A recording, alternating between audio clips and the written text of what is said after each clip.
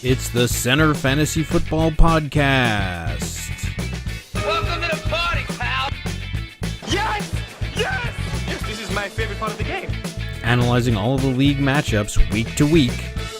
You can't win! Get him a body bag! Finish him! It is a bit above average. I said this sucks, and basically so do you. And discussing the boom, bust, and hidden gem players throughout the league.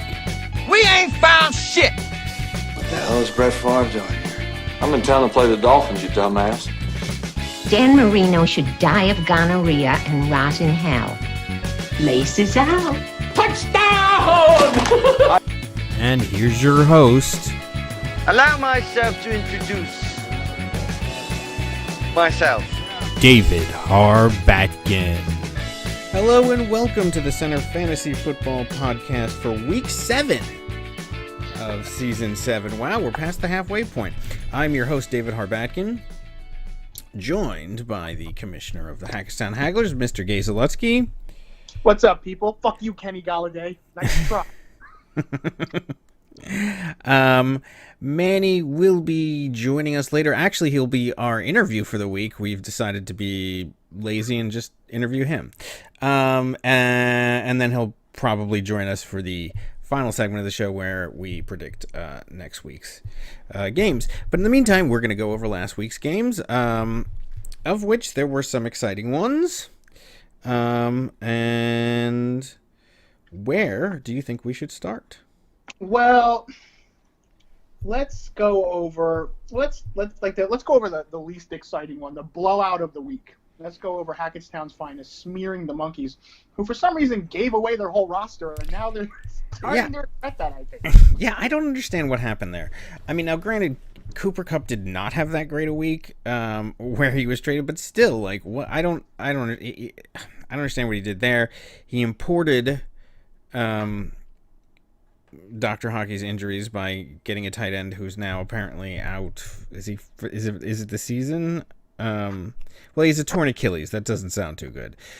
He wrote to me in the middle of it, I should have bought the Wakanda Mutual Insurance when I traded with him, which I guess you should. But anyway, yes, so the Hackettstown's finest defeat the Memphis Monkeys 143.12 to 98.84. The Monkeys had 38 from Matt Ryan, only 3.7 from Marvin Jones Jr., 7.7 from Valdez Scoundling. Dalvin Cook, a pedestrian, 13.4, 13.5 from James White, who actually outplayed Dalvin Cook in this game. Disley, as we mentioned, had 0 points and a torn Achilles. Sounds like a Wakanda player to me. Jordan Landry had 6.6 points. Crosby, the kicker, with 12 and 3 for the Chargers defense. For Hackettstown's finest, 23.32 points for Rodgers, 16.5 for Hopkins, 23.8 for Curtis Samuel. He had a really good game. Out of the garbage fan, mind you. He just picked him up at random. Yeah. Nick Chubb, the newly traded for Nick Chubb, who's just been, moved around. 28.9 points for him as he seems to debut really well with teams. 4 points for M. Brown. Which Brown is this? Matthew? This is Malcolm Brown. Wow, yeah. Malcolm Brown, the running back. He finally went away from a wide receiver Brown, and now he's adding his running back Browns to the thing. So he has a Brown and a Brown. What has Brown done for you lately? 9.8 from Kelsey, 5.8 from Eckler, who is now, I guess on the shorter end of the stick with Gordon, although I don't think Gordon had that great a game either. 21 from Prater. Wow, look at that. A kicking performance on Monday night, and 10 points from the Washington defense. Absolutely no bench blunders. In fact, had he played Marcus Mariota, that would have been one. Yeah, I don't know what's happening here with the Monkeys. Well, they had a Hagler-like reaction. If you look at the transactions, they jettisoned a shitload of players. Most of its roster's actually gone. Yeah, I don't. But I mean, even before then, so he trades away Cooper Kupp in order to pick up Saquon. We'll see when he's available. Even, I mean, is he has a chance to play this week. I don't know. We'll see if it pays off for him. Here's the thing that, if you're going to invest in the longer term, like right now, Team Hartford Voldemort could invest in somebody like a Saquon. I mean, he's got a record where you could just kind of sit on it and start building for the future. If you're the Monkeys, you're at the bottom. It's kind of difficult to be able to do, you don't have the time or the space to be able to do these kinds of things because, losses like this can occur and it becomes difficult whether or not, or it becomes difficult to make the playoffs. And if he does make the playoffs, or if he's in the playoff, I mean, like, what good does it do if he doesn't make the playoffs to have Saquon? Great, you have Saquon for a few weeks and, I don't know. Yeah, exactly. I completely agree. You don't have the luxury to dabble when you're, now 2-4. So now you got to get on it a little bit. Hopefully he's going to drop all those players and, I don't know, make some moves in free agency to pick up somebody new or trade offers. I don't know. We'll see what he's got some money. For Manny, I mean, once again, another good score. 143 is definitely respectable, and he's going to need a respectable game as he has a very difficult one coming up next week, the big game of the week. But he's got the game of the week. Yeah. But at this point, he's starting. I mean, look, Nick Chubb certainly helps with the Eckler situation. With the injury to Gurley, who knows what's happening there? Malcolm Brown, he's also questionable, not doing that well. I mean, he's starting to have some running back problems. And Hopkins, while he had a good game, I don't know how long that's sustainable. Samuel has not had that many games like this. Kelsey is underperforming. He's a good team, but, he's certainly been one of the better ones. But, I mean, there's some trouble signs on the road. Yeah, there's definitely, you can see some areas of concern. Yeah. He actually traded away Austin Hooper, and he's having a little bit more, performance returns than Kelsey thus far, but it's the Chiefs offense. They're going to get Tyreek Hill back. They're going to get it rolling, but the last couple games, Kelsey has been underwhelming. Yeah. But yeah, I mean, still a win. He's still, at the top of the pack. In fact, even further up in the pack than he was previously. So, good win for him. And the Monkeys, this loss hurts, but he still has some time to catch up because there's a lot of teams down at the bottom, and there's a lot of teams that are fighting for a few playoff spots, and he's not one of the ones that's complete garbage right now. So I mean, he might be actually after. How flattering! I know. At least they're record. Get such a bad rap on the show for being enemies of the people. Yeah, I know we are. I wonder why. One for 3 hours. Spend 3 hours just trashing everyone. No, we actually have good advice for the league if you want to listen. Yeah, I know. I mean, there might be some mild mocking along with it. Yes, there's some witty banter, but whatever. It's all in good spirits. Yeah, exactly. Who should we go to next? Okay, so we had the blowout of the week. Do you even want? Well, let's go to another game. The Lightning Rods and Eugene. So, Lightning Rods definitely gets his props. He went off after you beat the shit out of him. Well, he's had enough of that. Eugene, unfortunately, bore the brunt of it. I mean, his score would have beaten anybody, but an angry Lightning Rods came out and dished it out. He wasn't even playing games. So, unfortunately, this drops the champ to 1-5. But Lightning Rods, he's a force to be reckoned with. I wouldn't mess with this guy. I know. So, yeah, the Lightning Rods wins 179.60 to 152.22. In a week that was it was a middle of the pack scoring week. I mean, he just blew the doors off of everybody else. And the thing is like, if you actually take his point total for the last 2 weeks and combine them, and you even take my point, and I got over 200 last week, he's almost competing on the level of points in the aggregate over the 2 weeks. So he did not like what happened to him last week. And woo. All right. So Russell Wilson for the Lightning Rods, Russell Wilson gets 32.9 points, 7.6 from Woods. Diggs with 43.5, 26.2 from Elliott, 15.5 from Lindsay. Font gets 3.6. That's a lowercase font right there. 20 from Edelman, 7 from Butker, and 23 from the Denver defense. I mean, this is a week where he didn't have his Chicago defense, by the way, and he still gets 23 points from the defense. I mean, the man just knows how to pick defenses, I guess. I don't know what to say. Chicago's all, if you could stream a defense to get 23 points on the 1 week where you need them, Chicago's almost wasted on your team because you have the skills to be able to go get yourself a defense. Let those of us who are terrible at streaming defenses give us a chance. All right. Over to Dave's Secret Crush. Kirk Cousins with an impressive 36.32 points, 17.7 to Thielen. The problem in this game is that Cousins threw all of those touchdowns to Diggs. His opponent, Amari Cooper, with only 1.3 points.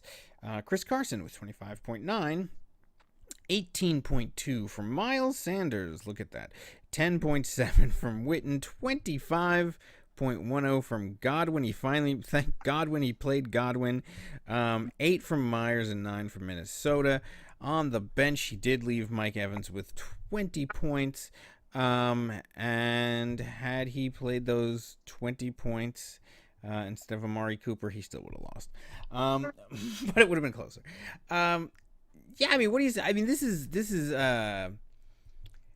if you're like, first of all, last week I said that Eugene's record at 1-4 was bad, but he was coming into a part of his schedule where he had some winnable games, and don't be surprised that if after that he's right back in the thick of this, in the thick of things, with games against the likes of Zamunda and whatnot. So this loss is just devastating because it gives him that fifth loss. He can still go on a run, but by the time, first of all, it would just take him a month to get back to 500. And then and that's with winning everything and making no mistakes. If he claws his way back to 500, he still can only afford really 2 more losses all season long. So if he runs into any kind of speed bump, he's in it's difficult for him. I'm not saying that it's over, because it's not, but this is just a devastating loss for him. Well, this goes hand in hand with last week's 1-point loss to the Monkeys. Where he just needed a fucking point. Yeah. And this just exacerbates the situation, because that could have been a win. This certainly should have been a win if he's just a victim of lightning rods going off. He's not having any of that. Getting beat 209? Not having any of that. And unfortunately, Eugene bore the brunt of it. But, he's, like you said, 1-5. The margin for error right now is almost 0. Because what's our magic formula? 7 losses and you're basically out of the playoff hunt. 6 and 7 will most likely not get you in. Yeah. So he's right. He's got to run the table to go 8-5. Or 7 and 6 will get you in with points, but the other thing is he doesn't have that bad a team. We make fun of him often because it's fun, but look at the point totals that he's put up the last 2 weeks. Mm-hmm. He has the ability to put up points. Mm-hmm. This is a team that you don't want to face come the end. This is not somebody that you just go, oh, it's this team. Don't be fooled by his record. He is not that bad a team. He's actually a pretty good team. But yeah, between the Monkeys last week and the Lightning Rods this week, my God, he's just been, he caught L's. And then you think about how those couple of, points, well, the point last week and then, his matchup this week, you look at the difference. That's if you change 2 in the other direction, what is that? 3-3? He's 3-3. He's and you actually legitimately are worried about him. Yep, you're right in the middle of the pack with some easy games coming up. You could easily be 5-3, and you could be competing for. I mean, it'd probably at that point it's still difficult to get one of the buys, but I mean, you're certainly competing for a playoff spot at 3-3. But yeah, no. Now he's. I mean, like I said, it's not impossible, but the margin for error is nil or 1. Yeah, you're just putting yourself in a spot with the Zamunda Lions and the garbage barge. I mean, it's a tough spot to be in. You really, the margin for error, that's the key. It's like it's really very, very slim. Yeah. And for the Lightning, oh wow, Manny's joined us early. Hey. How are you doing? Good. So we are already in the middle. You're on the air. You go straight on the air. We've only covered one game so far. Well, okay. This is the second game that we're covering. We're in the middle of the Dave's Secret Crush versus Lightning Rod's game, and we were just talking about how Dave's Secret Crush has just been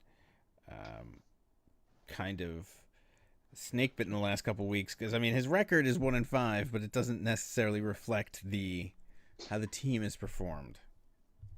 Right. The other game that we covered was yours, so whatever. Unless you have anything to say. Oh, okay.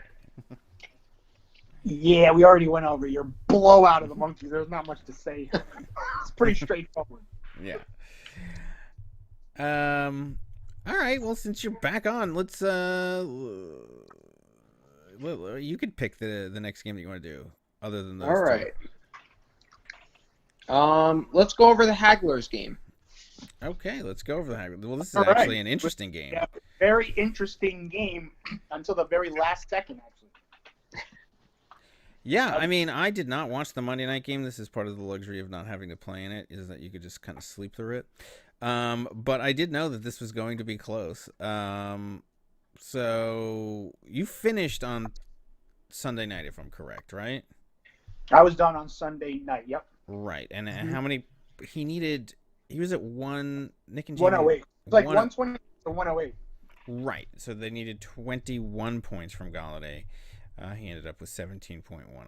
So, in total, the Hackstown Hagglers win 129.30 to 125.44 against Nick and Jamie. For Nick and Jamie, 25.4 points from Wentz, 17.10, as we just mentioned, from Galladay, 23.6 from Jeffrey. Henry only 4.3. Devonta Freeman with 26.80. 7.3 from Walker. 14.8 from Ridley, 6 from Lambeau, and 0 from the Arizona defense. For the Hagglers, 15.6 from Bridgewater. So when he's not on your team, he fucks you out of field goal range. When he's on your team, he fucks you with a lack of points. 12.9 from Larry Fitzgerald, 25 from Tyreek Hill, the newly acquired Tyreek Hill. 12.3 from Le'Veon Bell, 13 from Drake's Cakes, 25.7 from Hooper, 8.8 from Gallup, 8 from Lutz, and 8 from the Seattle defense. So Hackettstown did very well in this game, and I'm not necessarily even talking about the Hagglers.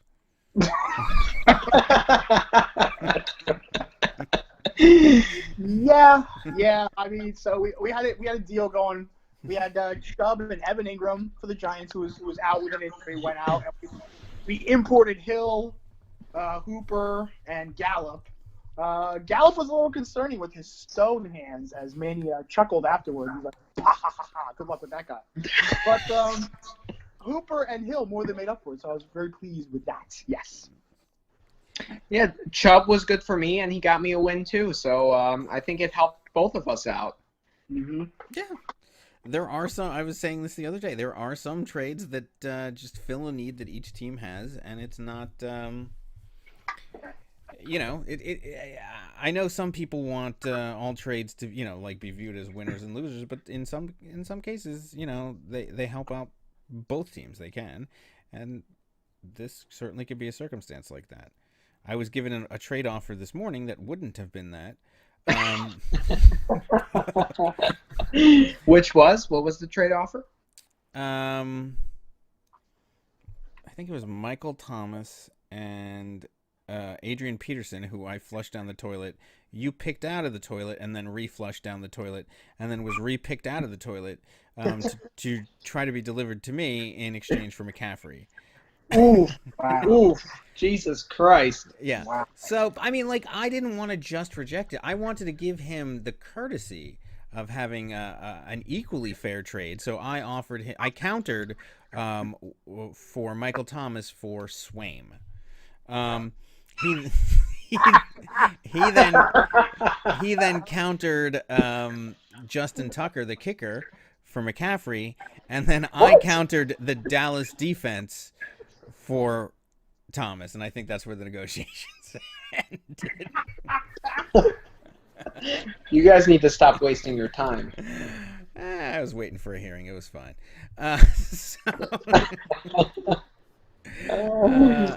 Anyway, so yes, good game there. For Geese, you needed this one. I mean, first of all, it would have been tremendously embarrassing to lose to the garbage barge. After I've been trash talking them all season. And by the way, let's go into the details of this game. After the first quarter, Nick and Jamie's whole team had 0. Okay? After the first quarter of competitive play, they had 0 points. I was hooping it up with our back and laughing like, this is a joke. And then all of a sudden in the second quarter, they turned it on. Well, Nick and Jamie love coming to Hackettstown. That's for sure. Yep. Did they give you? Did they? Man, that's a man's only loss in week 1, right? Really? Yep. Oh, yeah, that's right. They do. Yep. They like Hackettstown Harbor. You do have to remember, Nick and Jamie was first place after week 1. They scored the most points in the league. Yes, that's true. I mean, we called them the garbage barge. They embarrassed us. We started calling them a cruise ship, and then they showed their true colors. Their true colors. Yeah. Well, close, but yeah, Hill and Well, Hooper. Galladay had a great first half, and I think the first play was like a 65-yard catch and run. So I heard. And I don't know what happened in the second half, but I mean, I thought it was a sure thing that the Hagglers would lose after that catch. I think you did too, Geese. Didn't you go to sleep after like? Sleep, actually. I was exhausted and demoralized because surely they can get 5. At the halftime, they're only down by 5 points or 7 points or something stupid like that. So you figure with his ridiculous first half, this one was in the bag. But that's why they play the games. Yeah. One thing I have to comment on is who picks up the Arizona defense? Unless you're playing Miami, I think that was a coaching blunder. Absolutely. I think that's the coaching blunder that lost them the game. Because at one point, Matt Ryan hit Ridley for the touchdown, and they went ahead, and then they went right back behind because they had the Arizona defense. I mean, you have to know that Atlanta, their defense is terrible, but their offense actually has some good players. You know, they have Julio. Matt Ryan is a former MVP. I mean, they're not a terrible offense. Their defense is atrocious, but, you know, don't play the Arizona defense. Come on. This is a strategy I'll never understand. Why do you take the defense that goes against your opposing people? What is the gain from it? I don't understand. It just seems like buffoonery. I mean, but did they do that though? I mean, who do they have that's on Atlanta? They don't have any. Oh, Freeman. Yeah, Devontae Freeman. Oh, and Calvin Ridley. I guess scored. Their defense plummeted. Yeah, but I mean, like, are you not going to take the Miami defense because you have Drake's Cakes? Come on. I mean, not the Miami defense. The opponent of the Miami defense. It's questionable. I don't do that. It's not even questionable. You would take the defense. Trust me, if they were playing Miami. I just wouldn't play Drake's Cakes. I could. I mean, who else is on your team? I don't even know. You could do the same thing. Whoever's playing the New Orleans defense because we have Will Lutz. In fact, that's when you want the defense there. It all depends. It all depends on the situation. I'm not questioning the fact that they're doing, that they're playing a defense that's against their own players. I'm just saying, Why? I mean, because it's in some ways an insurance policy. I'm just saying, why pick the Arizona defense against Atlanta? I mean, the Arizona defense is not that great to begin with. And then second of all, Atlanta puts up points. Yeah. Mm-hmm. I mean, and how many points? I mean, they played Cincinnati. Cincinnati, who was even worse than Atlanta the week before and had 0 points. If that's not a sign to you, that's... I mean, Cincinnati, who gave up how many sacks and fumbles and interceptions and whatever else the week before to Pittsburgh? I mean, they came... How many points did the Pittsburgh defense have against Cincinnati 2 weeks prior? Like 19 or almost 20. I needed 20. They got 19. Exactly. They almost won the game for you on Monday night. And then that same Cincinnati team goes up against Arizona, and the Arizona team gets 0. And you go, yeah, let me pick those guys up. That's why they're the garbage barge. Well, ironically enough, they're the innovators of Defensive Digest last year. They are. They've always been the ones that have been, super I don't know what. I mean, I guess they're reading crap out of the trash. I don't know what's going on there. They canceled the subscription to Defensive Digest. I guess so. I don't know, because they're normally the most savvy, the most on the wire. Like, I just don't know what's happening in North Carolina this year. I don't know. Well, maybe they'll be on the show next week after we thoroughly trash their team together. Yeah, well, let's try to make that happen. Okay, so moving on to the next game. There's really not even that many. Let's just do my game. Who cares? The 1603ers beat the Wakanda Panthers 121.24 to 94.02. Well, first of all, this is a very meh game for me. I did have Waller on a bye. Whatever. Lamar Jackson gets 30.64 points, 15.6 for DJ Moore. Will Fuller with 9.4. McCaffrey with 21.7 against Tampa Bay.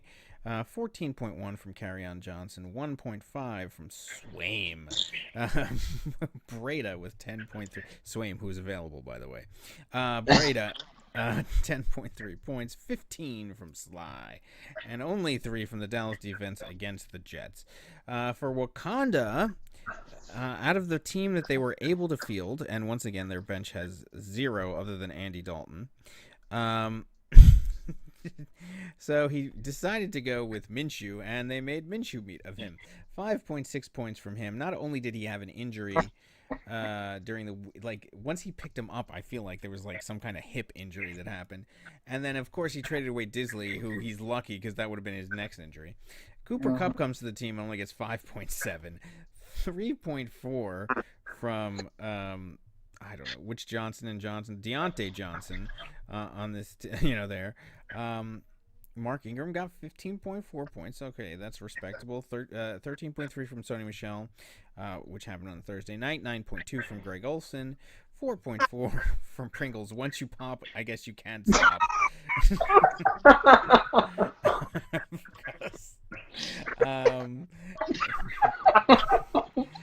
10 from his kicker, and then his best player, the only one that's not injured, the 27 points from the New England defense on Thursday night. Okay, when your defense is getting a third of your points, you're in trouble.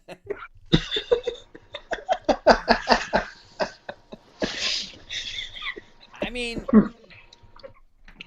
yeah, and literally, this is the best team he could have fielded. Well, he could have. If he would have played Dalton, he would have gotten 10 more points than this. So he at least would have eclipsed the 100-point mark. His trade for Cooper Kupp isn't looking very good right now. No, I mean, well, so the thing is, so he trades for Cooper Kupp to have him. Clearly because he traded Saquon away, so he's clearly playing for the now. He's trading away players that will help him in the future for the now because he just wants to win now, and then he doesn't even win now. Well, the problem with Pringles is any savvy coach knows that once Tyreek Hill is announced as active, Pringles goes right down the shitter. You got to get rid of him. But at that point, I don't know if Hockey could have picked anybody. He could have. I don't know. Whatever. You got to coach at some point. You can't just throw people. And the other guy from Pittsburgh, I guess, like you said, he wasn't even eligible to play anybody else. Like, look at the bench. I mean, there's just nobody. Yeah. Just nobody, unless you want to start tossing these guys out into free agency, but you'll never get them back. Maybe Hockey just decided to take his lumps and play for next week. I'm pretty sure he could trade for Pringle and not have to worry about ever getting him back. I mean, I'm sure. There must have been somebody that was available somewhere. I don't. I mean, look. I feel. I mean, you can't. I mean, how can you?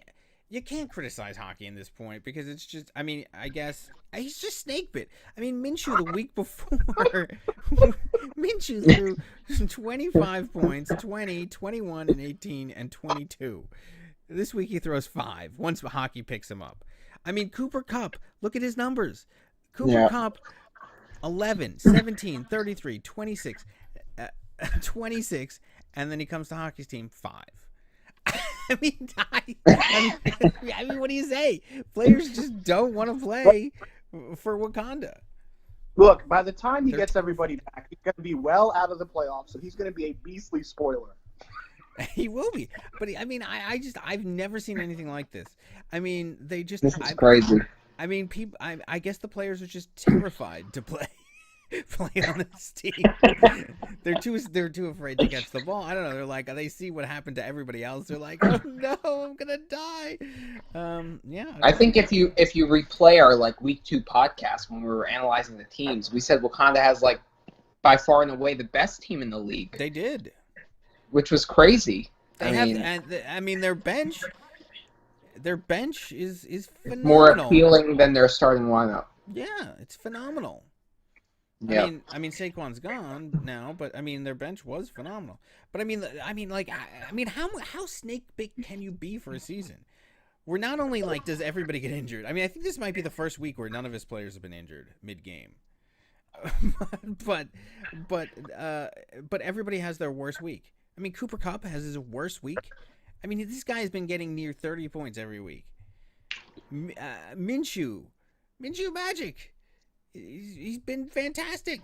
And it's not even... I mean, who did he play? New Orleans? Yeah. Russell Wilson had 40 points on him. I don't know. I don't know what to say. He's probably in a Joker-like padded room, just not understanding what you could do at this point. It would drive me mad. This season would just drive me mad, not knowing what to do. Yeah, I mean, next week he's matched up against Eugene in an absolute do or die. Loser. Yeah, because they'll have have this interesting game. You're gonna have a battle for first place and essentially a battle for last place. Well, there's worse teams. Speaking of which, let's just move on to that game, which is the team that will be in last place, the Zamunda Lions. Who got a little bit uppity. So Tillett Trey wins this game 121.16 to 113.78 over the Zamunda Lions. The Zamunda Lions had 18.8 from Dak Prescott, only 1 point from Emmanuel Sanders. Whoa. Yeah, he got out of Hackettstown just in time. Yeah. Auden Tate gets 14.1. Kamara 13.6. James Conner, I'd trade him away and look what happens. He basically almost brought Nick into a respectable whatever with 30.9 points. Kittle finally. I mean, has Kittle been getting the numbers? I haven't even really been paying attention. No, Kittle's been fine. He continues to be fine. 18.3 points for him. Josh Gordon with 1.75 for Nugent and 11 for the New Orleans defense.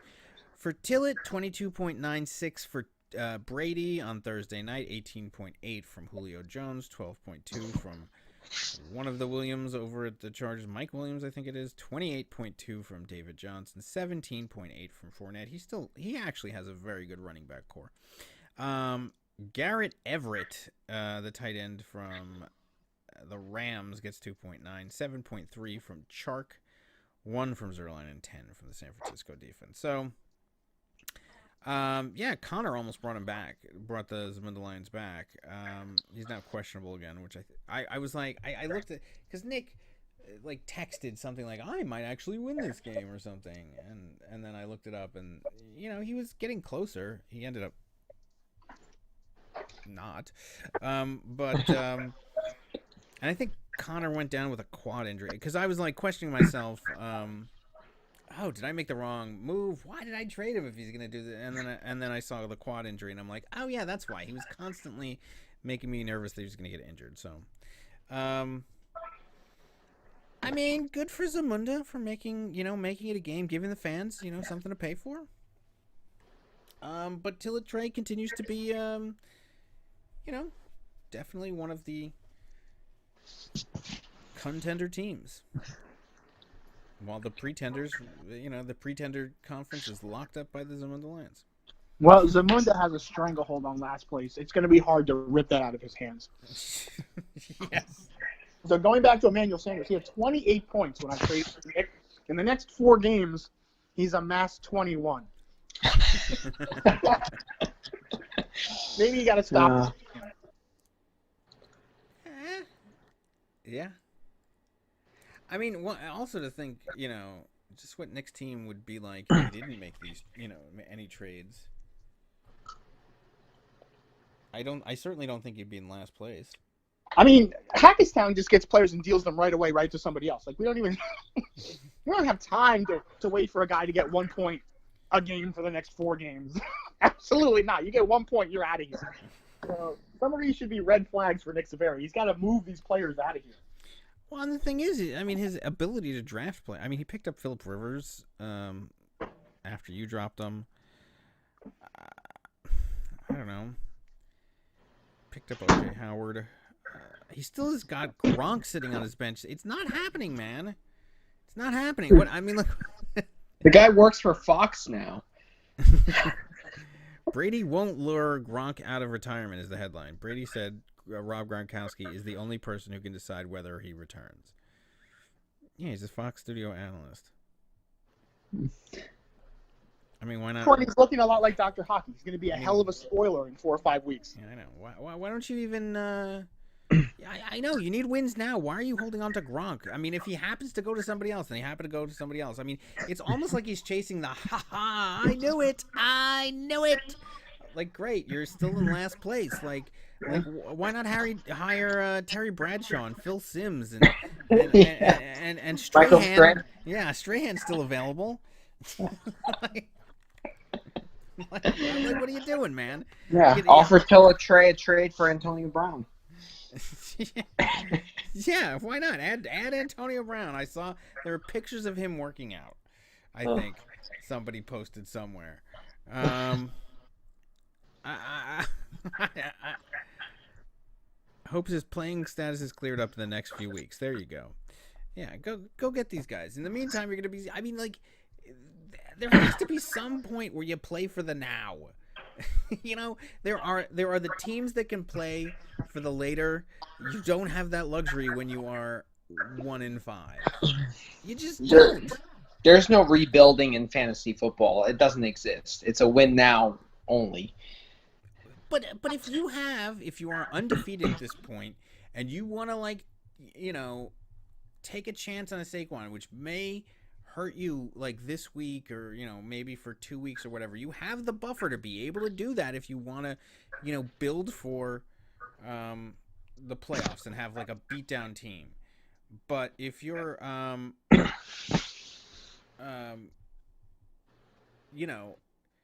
if you're you have no luxury to be able to do that if you're in last place.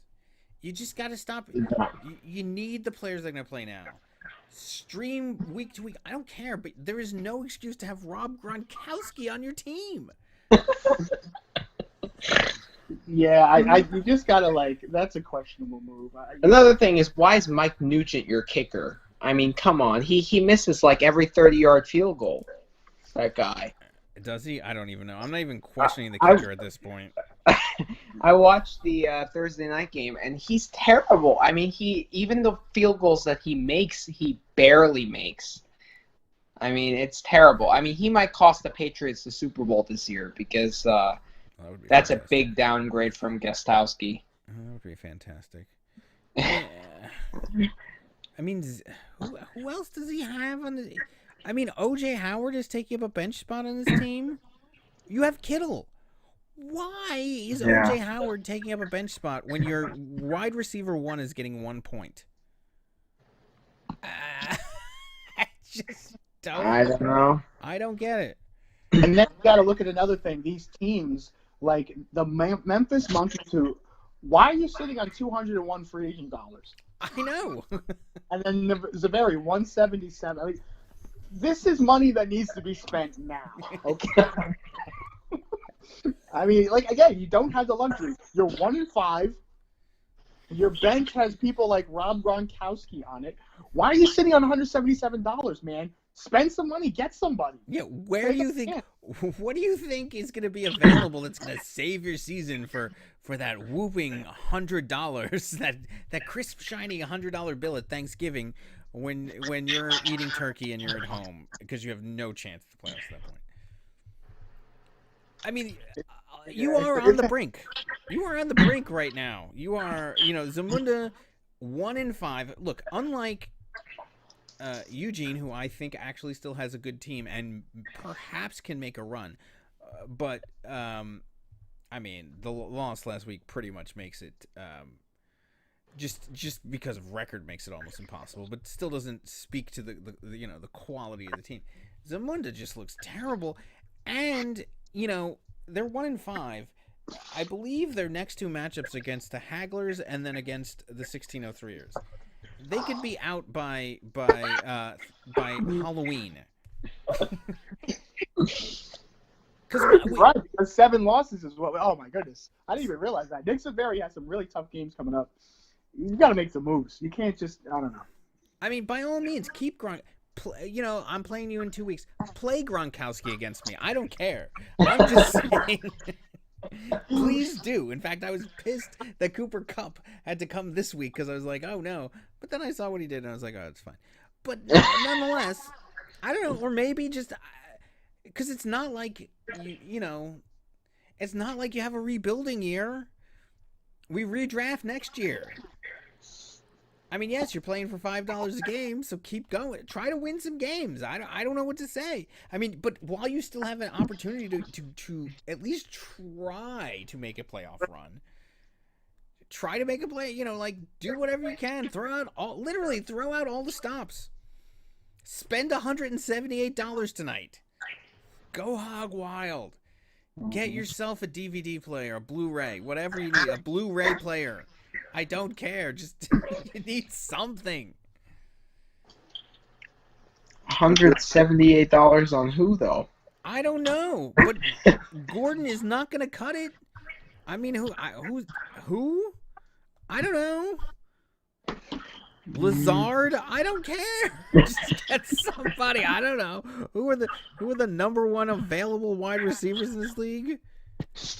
Sanu, Samuel, get Metcalf. I don't care. Whatever. I mean, none of them sound good, but find out what your needs are and go do it. Do the research yourself.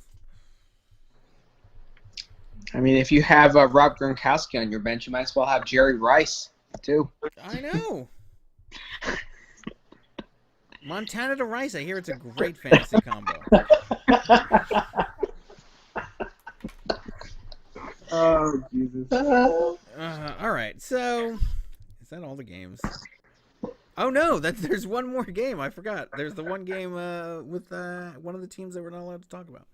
Love how you said that. Is that all the games? Like, that was completely harmless, but it's going to be viewed sinisterly. Of course it will. Because we are the enemy of the people. What can I say? Did you read my apology on behalf of this podcast? Oh my God, that was awesome. All right, so in the final game of the week, the St. Louis Blues lose 106 to 124.60. The Blues, led by Patrick Mahomes with 25.82 points, Odell Beckham with 16.1, Keenan Allen with only 5.3, 8 points from Aaron Jones, 14.1 from Tevin Coleman, 13.9 from Andrews, Melvin Gordon with 7.8, Bryant with 10, and Baltimore with 5. They left 18 points on the bench with Carlos Hyde. For their opponents, 33.40 points from Watson, 12.8 from Lockett, 16.9 from Thomas, 5.9 from Mixon, 9 points, just 9 points from Williams, 7.4 from Ertz, 6.2 from Cooks, 13 from Tucker, and 20 from the Carolina defense. Ironically, this game was won by defense. The Carolina defense, that 20 points, you subtract that, and that ends up being 104 to 106 in favor of the Blues. I mean, your thoughts on the Blues game this week and their loss? Well, they put up a clunker every now and again. I was worried about the Baltimore players taking a nosedive. A lot of them put up monster points early in the season, and they've really cooled off. I thought Lombardi had a gem in Andrews, but he's really kind of fizzled a little bit. I don't know when Melvin Gordon's going to get it going, but chances are he will. But is the Blues a victim of just bad breaks? Jones last week had, 49 points or something absurd? Yeah. I think he finishes with 8. You got to play him. Coleman, I don't know. He put something on the trading block. He's got a lot of people listed on the trading block. He's looking for wide receivers. Keenan Allen was a beast. He had 43 points that week. The last 3 weeks, all of these superstars have really fizzled. So I don't know. The Whalers is cruising to a 6-0 record. Who? Oh, I'm sorry. The team we can't speak of. It's a whale of a performance, I guess. Whatever. But this team's doing good. Lombardi didn't really need that much this week. 124s, that's reasonable. You can beat teams with that. But you're putting up 106. Maybe was anybody on a bye? Let's look at the bench. Trey Barfman was on a bench. I don't think he would have made much of a difference. Maybe. Let's look at if it correlates to free agency dollars spent. Let's take a look at how much money does Lombardi have hoarded. Teams that are hoarding all their money. Let's see. We got Lombardi 154. Maybe it's time to open up that pocketbook a little bit. It doesn't matter who it is. That's the same thing with Zimmer. You got to spend some money. You can't just sit on your hoard, your Brewster's Millions. He's still got a good record, mind you. It's not the end of the world. He's 4-2. He's in a really good spot. But he's going to have some tough matchups coming up. If you're putting up clunkers like 106, there's not many people he would have beaten this week unless you want to, the Monkeys or Wakanda. You can't play them every week.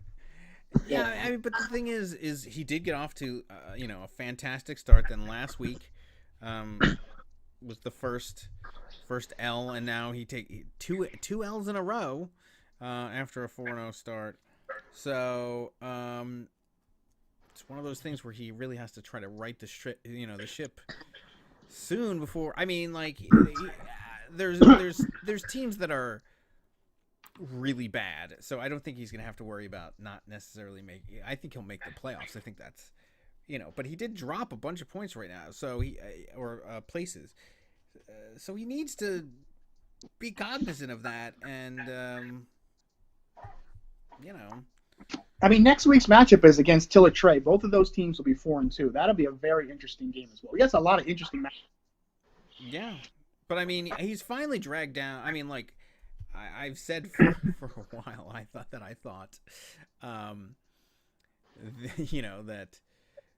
the first and second place teams were not all that, that they just benefited from things like, scheduling and stuff like that. I think that's really true of the Blues. I think that their opponent has made a lot of moves. I think that the opponent has shown. Look, they've both shown the capabilities of putting up, 170s and stuff. But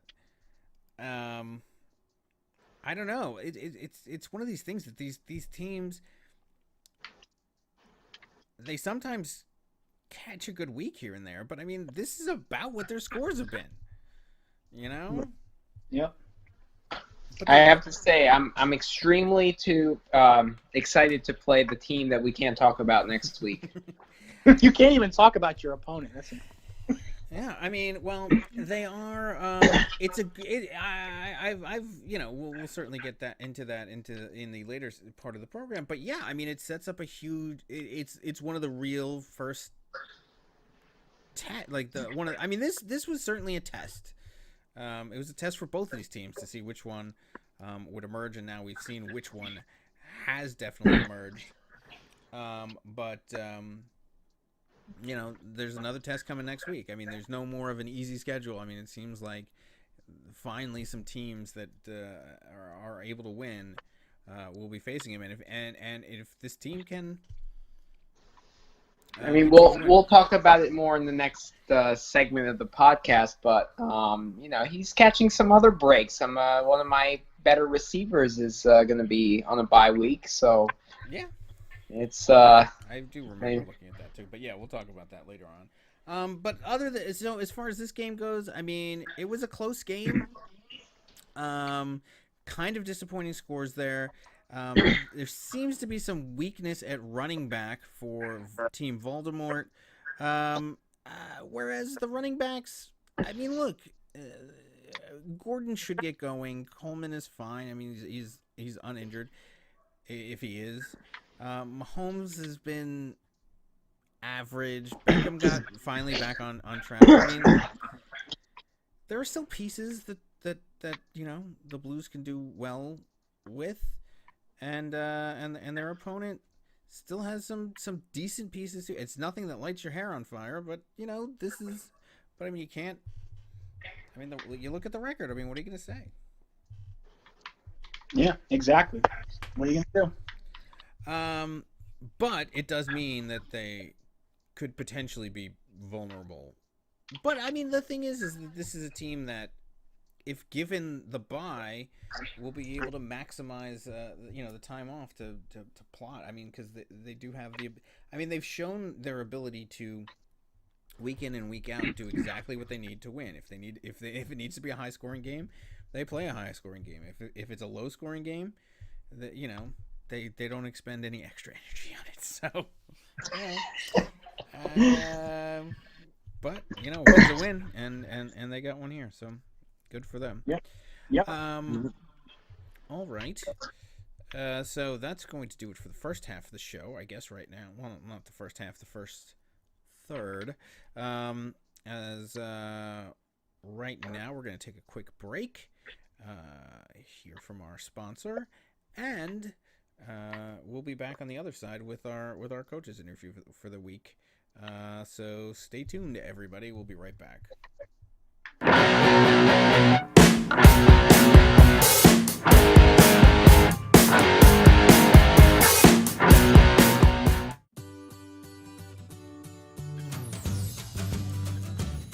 Is your lineup clogged?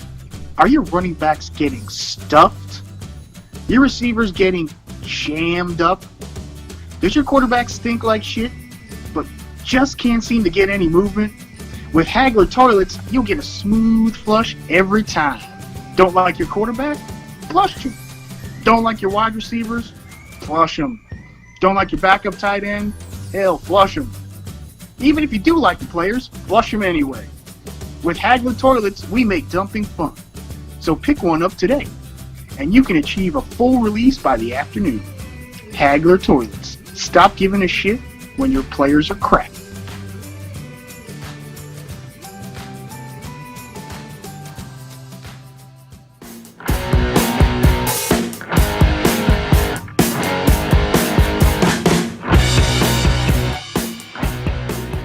Welcome back to the show, and continuing our coaches interview segment.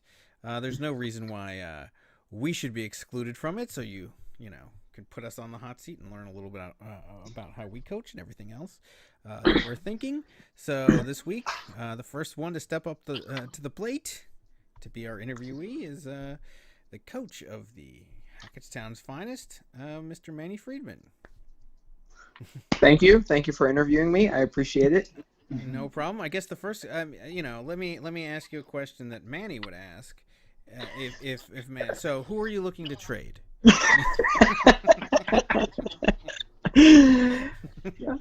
I'm looking to trade anyone if you're not if you're going to give me something equitable and something that you think I need.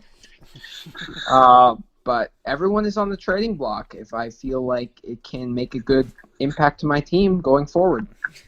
Well, I mean, let's stay on that for a little bit. So, speaking of everyone being on the trading block, I perused the transaction. So, Lombardi put up Gordon, Hyde, Coleman, and Jones as all potential trading candidates. Any of those guys you'd be interested in?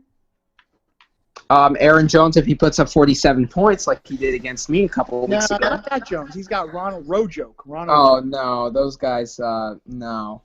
No? He's looking for a wide receiver. Is that so? You wouldn't be able to, like Melvin Gordon even? That doesn't excite you? No, you've been in single digits the last couple weeks, so no, you got to be in consistent double-digit territory to be even considered to be trading bait for me. but then, what are you willing to give up? Are you willing to give up consistent double-digit performers? Well, I always look at positions. Positions is very important. So running backs and tight ends are the hardest to find.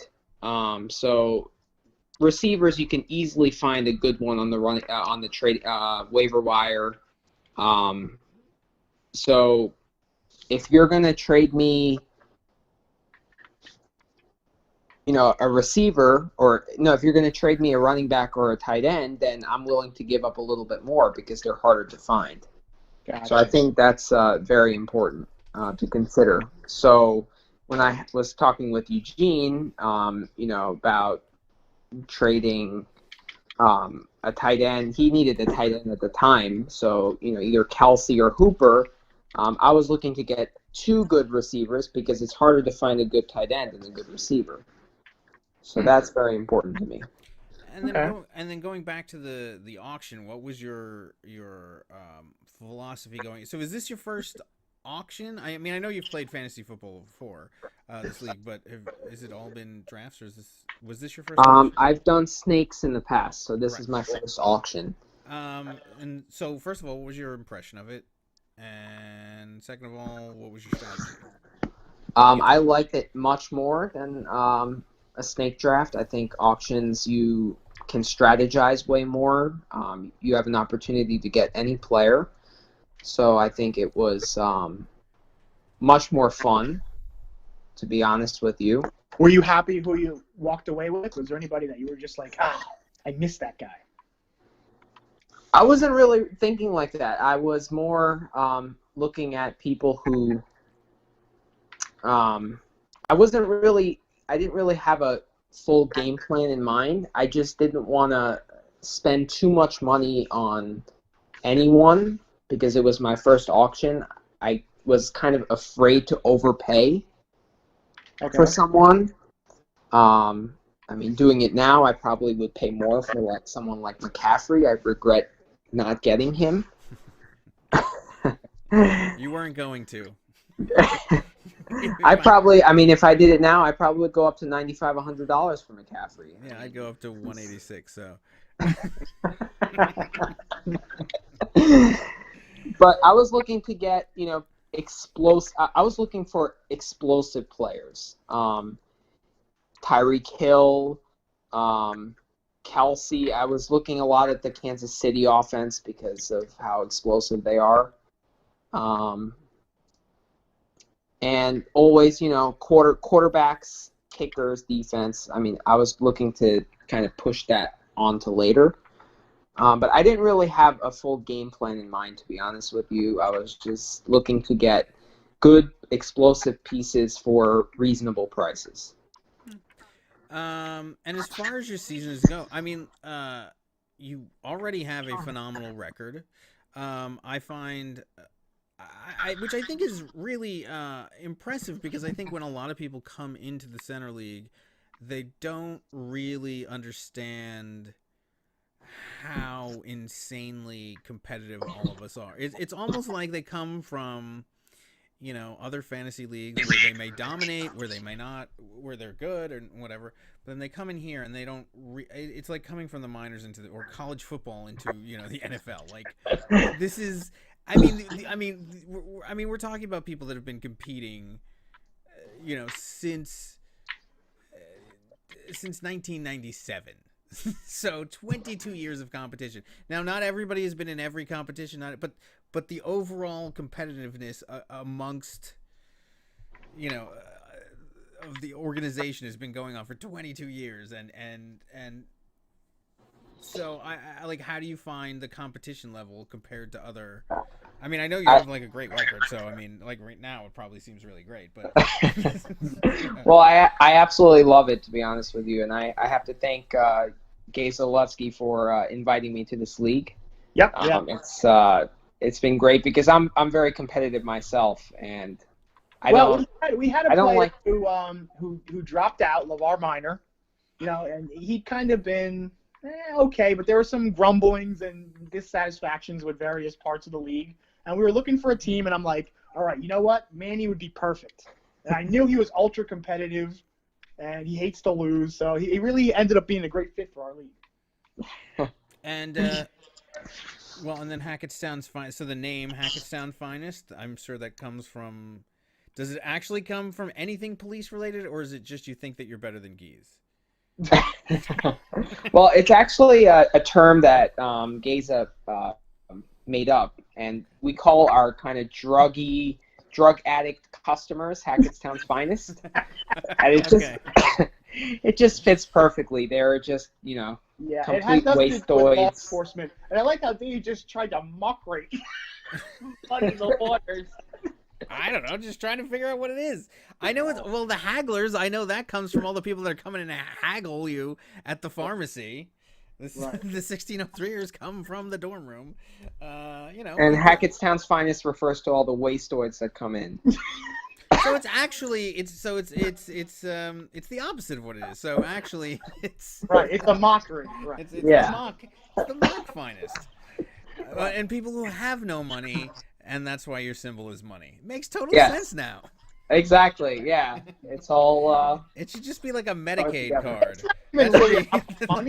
Just make your logo like just the Medicaid card, or some elderly like I've fallen and I can't get up, like, or a cane. Well, people on Medicaid piss me off because that's where all our tax money is going. Well, so that would be a bad reminder. Well, I mean, I'm not getting into it. It's more drug use related too. It's not just the old grandma who can't work anymore on Medicaid. We're not animals. It's more the drug infested nightmare. I know. Right? Yeah. No. Yeah. All I can say is I don't think any of Hackettstown's Finest are 5-1. I think they're more like Nick and Jamie. I don't think that any of the, if what you're referring to is any of Hackettstown's Finest, I'm not sure they've had a win in a long time. So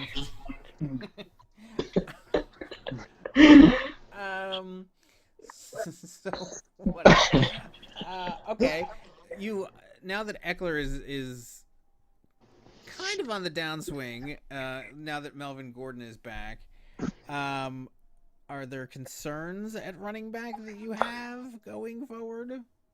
There are. This is why I was desperate to make a trade for a good running back. And I saw that Gaze's team was very kind of weak at wide receiver, and I had pretty good running receivers that I could offer him. I had Gallup at the time. I had Tyreek Hill on my bench. He gave me Hopkins earlier in the year, so I knew that I could kind of piece together a deal with him if we underwent some negotiations, and we actually did. So I think as of last week, they both helped us, and Eckler, Melvin Gordon coming back really concerned me a lot. So him having the potential to be a second tier running back. Also, Gurley not getting as many touches. Having Frank Gore on the bench, but with Singletary coming back, I mean, it was an iffy situation. So I was thrilled to get Chubb, even though I had to give up Tyreek Hill. But I think in the long run, it will help my team. Yeah. So I guess the blueprint for teams that come into league, it seems like they all really do well in their second season or in their first season, and then the second season they win their championship, and then they become Eugene. Do you foresee that happening to yourself? I do not plan on making Schefter trade offers. I plan on making good trade offers. I don't know you, Eugene. I'm sure you're a great guy, but I'm an ultra competitive guy, and this is the word of mouth I'm getting, so I'm going to go by it. So do you prefer to trade, or do you prefer to find players in either the silent auction or in the free agency? This is really the first year that I've actually traded with anyone in a fantasy football league. I feel like a lot of the trade offers are kind of meant to not really shaft you, but it's really only to benefit the team that's offering the trade. And I always feel like, why are they offering a trade? Is it because this guy is kind of semi-injured? There must be some reason behind the scene why they're offering a trade, which is why I was always skeptical in the past. But this year, the trade offers I've got from Geza, the only two that I've accepted, I felt like they would help me a lot. And that's interesting. I'm happy so you haven't traded with anyone other than Geza so far? That's I have not. Nope. I've made 2 trades with Geza. Because I know that you've been in negotiations with a lot of players, including those that you interview. No, well, that's interesting. Yeah, I mean, I feel the same way, by the way. I feel like I mean, this is why I rarely trade. But when I do make a trade offer, I at least try to look at what the team... If I'm making the offer, I try to look at what the team needs and, what would be fair, not just, oh, I want that, give me that. Here's garbage. I try to. I find it's not oftentimes reciprocated. Now, granted, if somebody offers me something that's veto-worthy because it's so blatantly unbalanced, thanks, Jamel. I mean, I'm going to take it. But yeah, no, I know. That kind of thing. I don't know. What else? What other questions do we have? Are you happy with your team the way it is? You think any more tweaks, or is this you're gonna ride this team to wherever it ends up, championship or bust? I like having the 2 tight end. That's one thing that I prioritize, having the 2 tight end lineup. Because I like having a tight end at the flex sometimes, because I just feel like there are not that many good ones out there, and if you have 2 of them, then it's probably, less chance that another team has a good one. So I like having Eckler and Ingram, and I was not really willing to give up Hooper unless I got another good one. I'm still a little bit concerned at running back, especially as my bye weeks approach, and my Gurley is questionable and has kind of an injury-prone history, so that is a little concern. So I'm always looking to add to my running back slot. Now with that Tyreek Hill, I'm looking also for a good wide receiver too. I was lucky to pick up Samuel on the bench this week, or on the waiver wire this week. I thought he had a decent matchup against Tampa Bay, so I was pleasantly surprised. But Hopkins has been disappointing. And one thing I've realized with receivers is that a lot of the second-tier receivers have been good this year. Gallup is one of them prior to last week. Of course. Who else? Will Fuller is another one who had few big weeks. Valdez Scantling in the first couple weeks, because I feel like they don't get the hardest cover from the defense. So I think going forward that might be a good strategy to implement. That's certainly one that we have implemented. So let's talk. So you have a big matchup coming up this week. I do. We are not on the regular podcast, so as a guest, you are free to give bulletin board material and talk about the team. We are not the NBA, and we are not China. You can say whatever you would like about this upcoming matchup. Oh, yeah. Running back concerns me a lot in this matchup. My best running back, Nick Chubb, cannot play, and I am praying that Gurley is a good go for this week. Deshaun Watson has been putting up a lot of points. I'm always weary that he's going to run for a few touchdowns and rack up some points there. Rodgers has been a little bit disappointing. Especially now that he has a lot of injuries on his receiving core. I'm ready for Hopkins to put up a 30-plus point performance.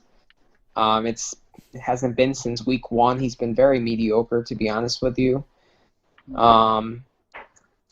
Anyone against the Dolphins, I guess I'll start. I mean, they're so atrocious.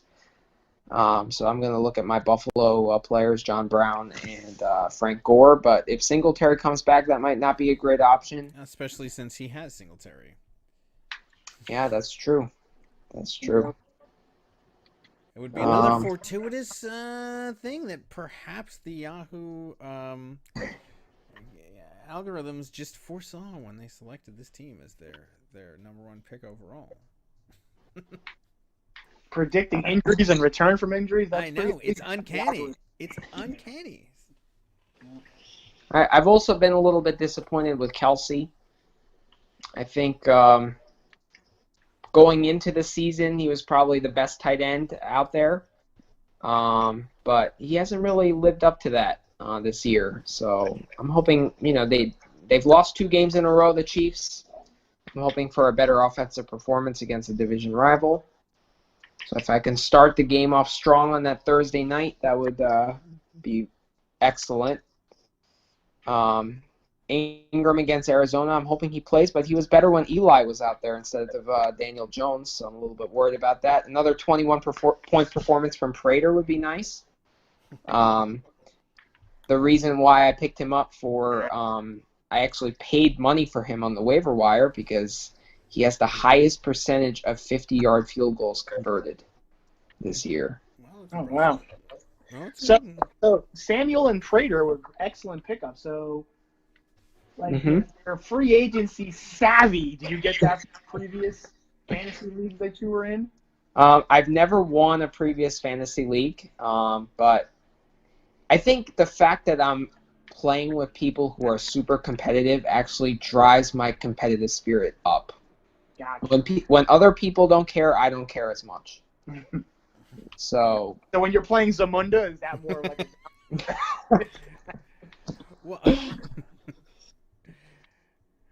I think also the fact that I'm on this podcast may enhance it because I know you two are extremely competitive and you probably will make fun of me if I don't win.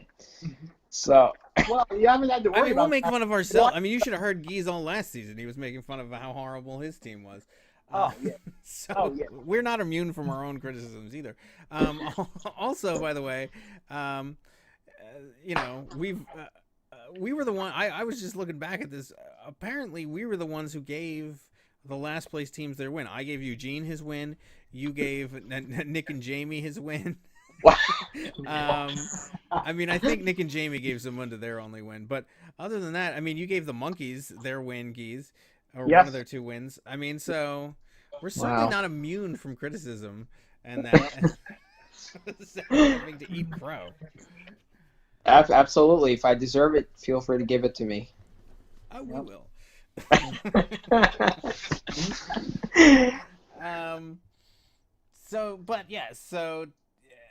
do you think about the possibility? I mean, like, so the possibilities of what we could have. I mean, because in all honesty, I don't. It's one of these weird things. So in the history of this league, every single first place team has gone on to win the championship except for one. That one being one of the down teams on this podcast. Yeah, that one being one of the Hackathon teams on this podcast, and the other end of it is somebody who still is not over that loss, which is me. Yes. And so the second play, I mean, I think the runner up every year other than that one year has been the loser in the finals.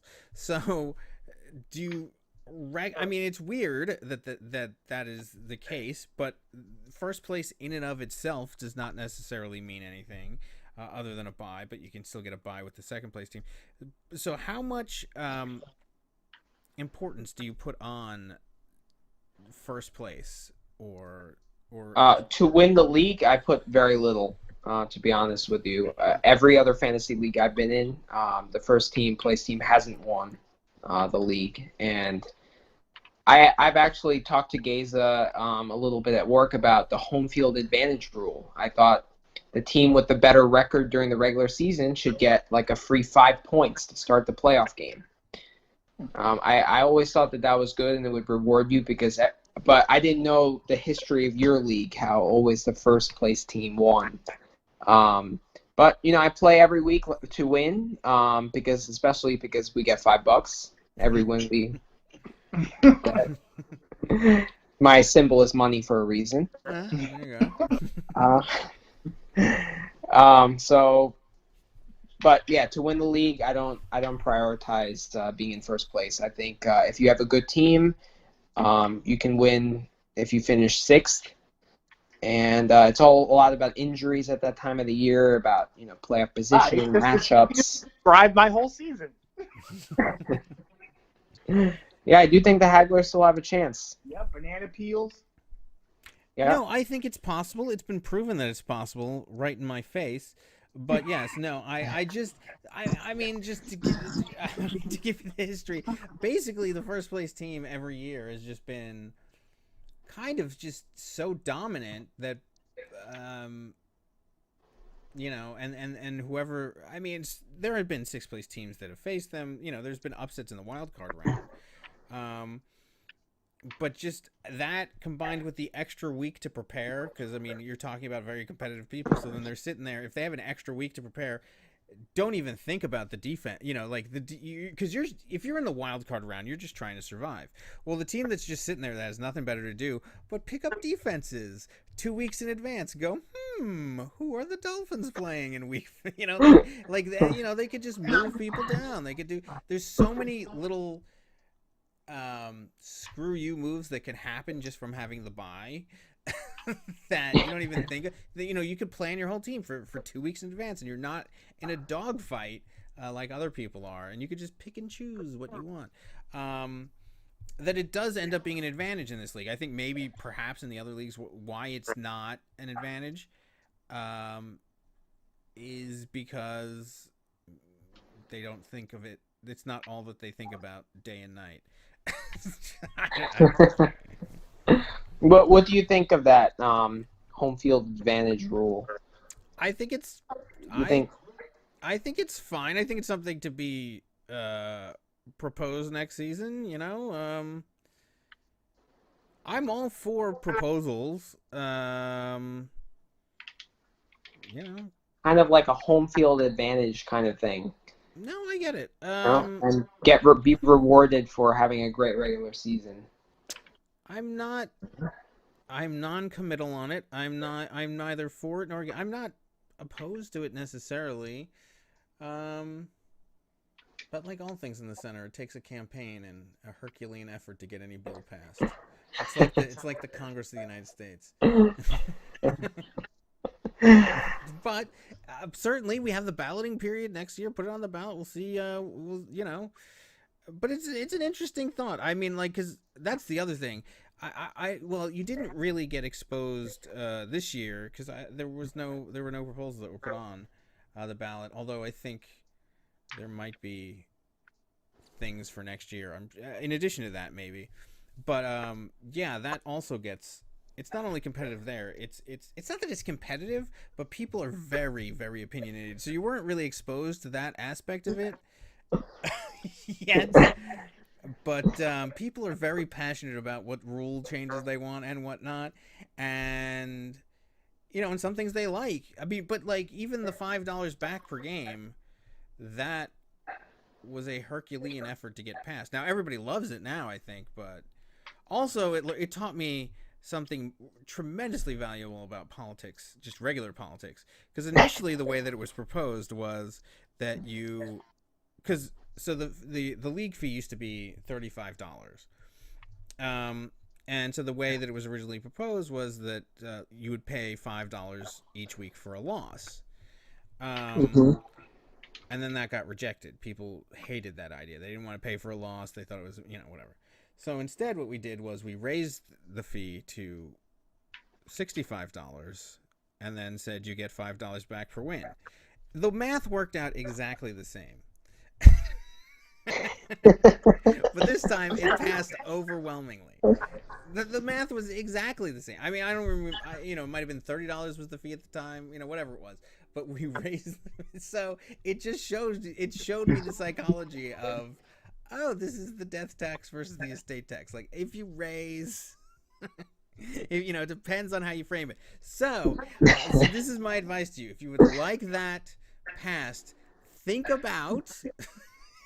Like a true politician, think about a way to sell it. Don't just never go into any kind of balloting procedure and think, oh, people just want this, or no, you have to fight like it's a campaign for a proposition.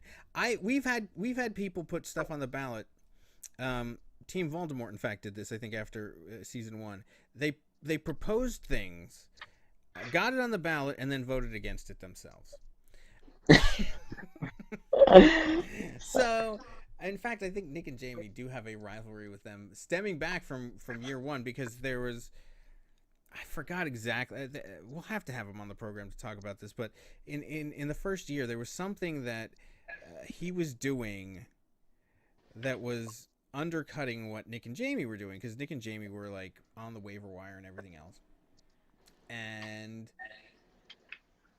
he fought to change the rules or something, and then he didn't. I don't remember how it is, but it's really interesting. So the rules in this league and the way that they get developed and everything else, and the campaigns that have to go through it, it's really fascinating. So that's another aspect of the league that you haven't even had to learn about this year, but it'll come. Trust me.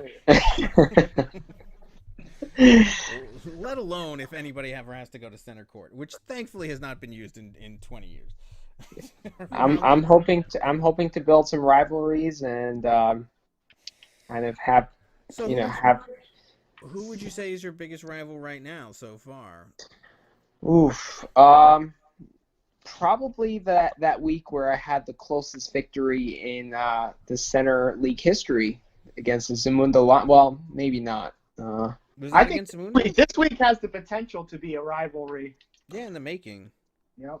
I mean, that was a very close game against Zamunda. Surprised that it was that close. But I think at the time Zamunda had the better team. I mean, I think that's sad. I mean, I think naturally, your other Hackettstown team has to be like a natural rival right there. You guys haven't. We've been talking about our Week 11 matchup at work quite a bit. There you go. So there, I mean, right there is one rival. But I guess the rest of them they build up. They build up in weeks like the one that's upcoming, and they build up. I mean, like because Gies, you wouldn't think. I mean, it was the same thing with Gaten Casimir. I mean, he came in. He was he had some history with the center because he played in a couple center bowls and stuff, and kicked our ass in every one of them. But he was Audwin's cousin, so you think naturally Audwin is his rival, and they are. But then out of the blue, Gies ends up being his rival, unbeknownst to him. But now that he knows it, now he's circling that on the calendar too. So it's always interesting to see what kind of, which kind of matchups lead to these kind of rivalries. And this game coming up certainly can be one. Absolutely. It just takes a situation or a moment or just one play that you needed to have. Somebody messed with you, and all of a sudden they become your rival. Yeah. Yeah. Yeah. All right. Well, we are about at the half an hour mark, which is where we generally try to be in these interviews, depending. Sometimes we're longer. I'd like to be at the half an hour mark. The times we've gone over the hour is the times that I feel like people should listen to this on a long flight. So this is perfect. Any other questions, Geese, that you want to ask him before we go? No, pretty much we covered everything. All right. So this was good. We'll find another week where I'm too lazy to go ask people to be on the show, and I certainly will sit in the hot seat, or Geese, you can as well. I'm sure there's plenty of fascinating questions I have to ask for you, Geese. Like, who you looking to trade? No, I'm just kidding. All right. So, thank you, Manny, for sitting down for the interview. Thank you very much for having me. It's been a pleasure being in this fantasy league, and I look forward to meeting you guys all. And in person. Yes, all of us likewise as well, except you'll probably never meet some of these people because we haven't seen. When was the last time you saw some of these people? Like, we had the Center Bowl like in his backyard, and he still didn't even show up. So yes, but we'll see. Anyway, thank you for being on. We're gonna take a quick break, hear from our sponsor, and then go over next week's games and the standings and transactions. So stay tuned, everybody. We'll be right back.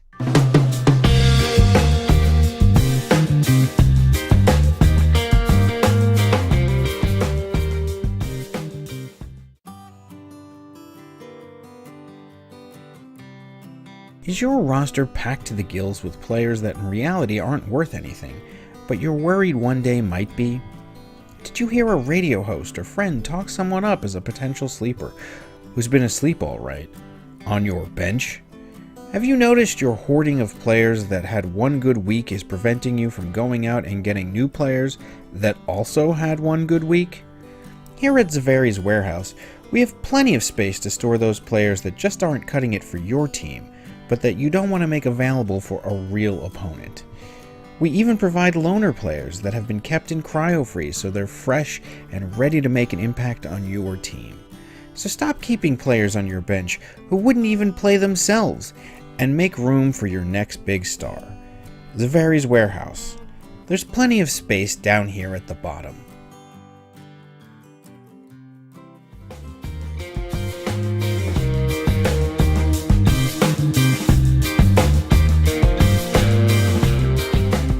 All right, welcome back to the show. So it's time to go over the standings and some of the transactions.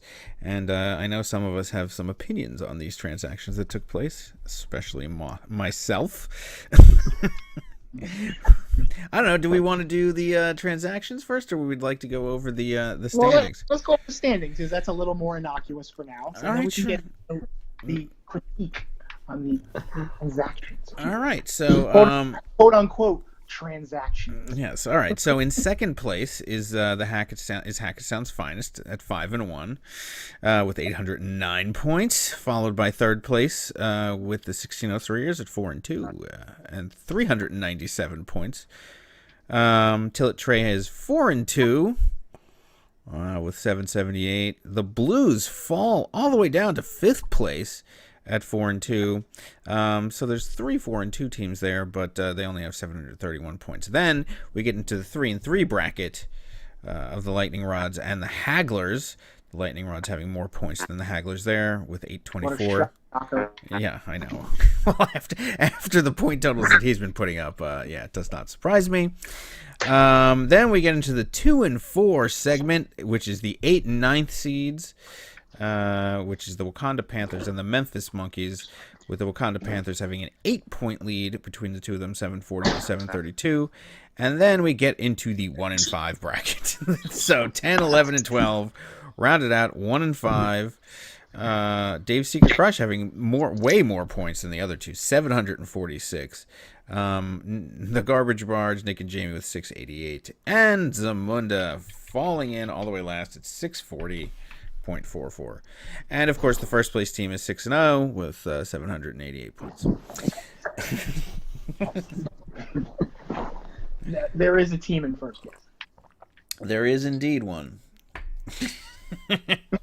That will be playing the second place team this week. So it'll be a very interesting game.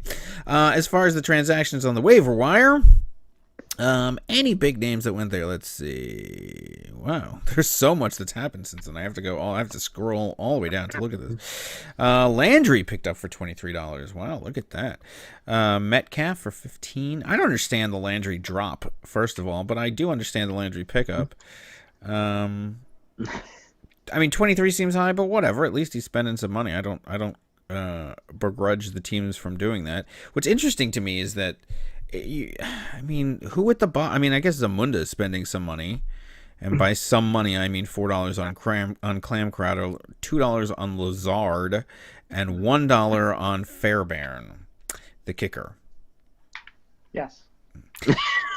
The Monkeys spent $1 on Sanu. Okay. Hackerstown's Finest spent $12 on which Thomas is? I don't know. You get the most. All your players are either Brown, Thomas, or Johnson, and there's like 5 of each of them. Who's this? It was Demarius Thomas, but I actually dropped him because someone dropped Emmanuel Sanders, who I thought was a better option. Really? Have you seen what he's done? You really want that 1 point? He's on my bench right now, but I think he might pick it up again. So he hasn't been good recently, but I have more hope for him than Demarius Thomas. Okay, and you dropped you dropped one of your M Browns for him. So, also a Williams. I forgot Williams. D Williams was dropped for Clam Crowder. Okay, So Sanu was picked up by the Monkeys. I think that's a decent pickup. Bunch of drops and whatever. Who cares? And then we get to the trade. St. Louis Blues trade away Melvin Gordon to the, first place team for Brandon Cooks. What? My son works? What is this? You're giving Melvin Gordon to the first place team?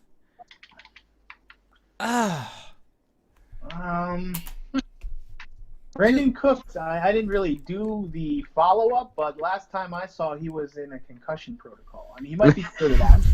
But Melvin Gordon, who's in a concussion protocol, it just seems a little questionable. Yeah, didn't he get his bell rung?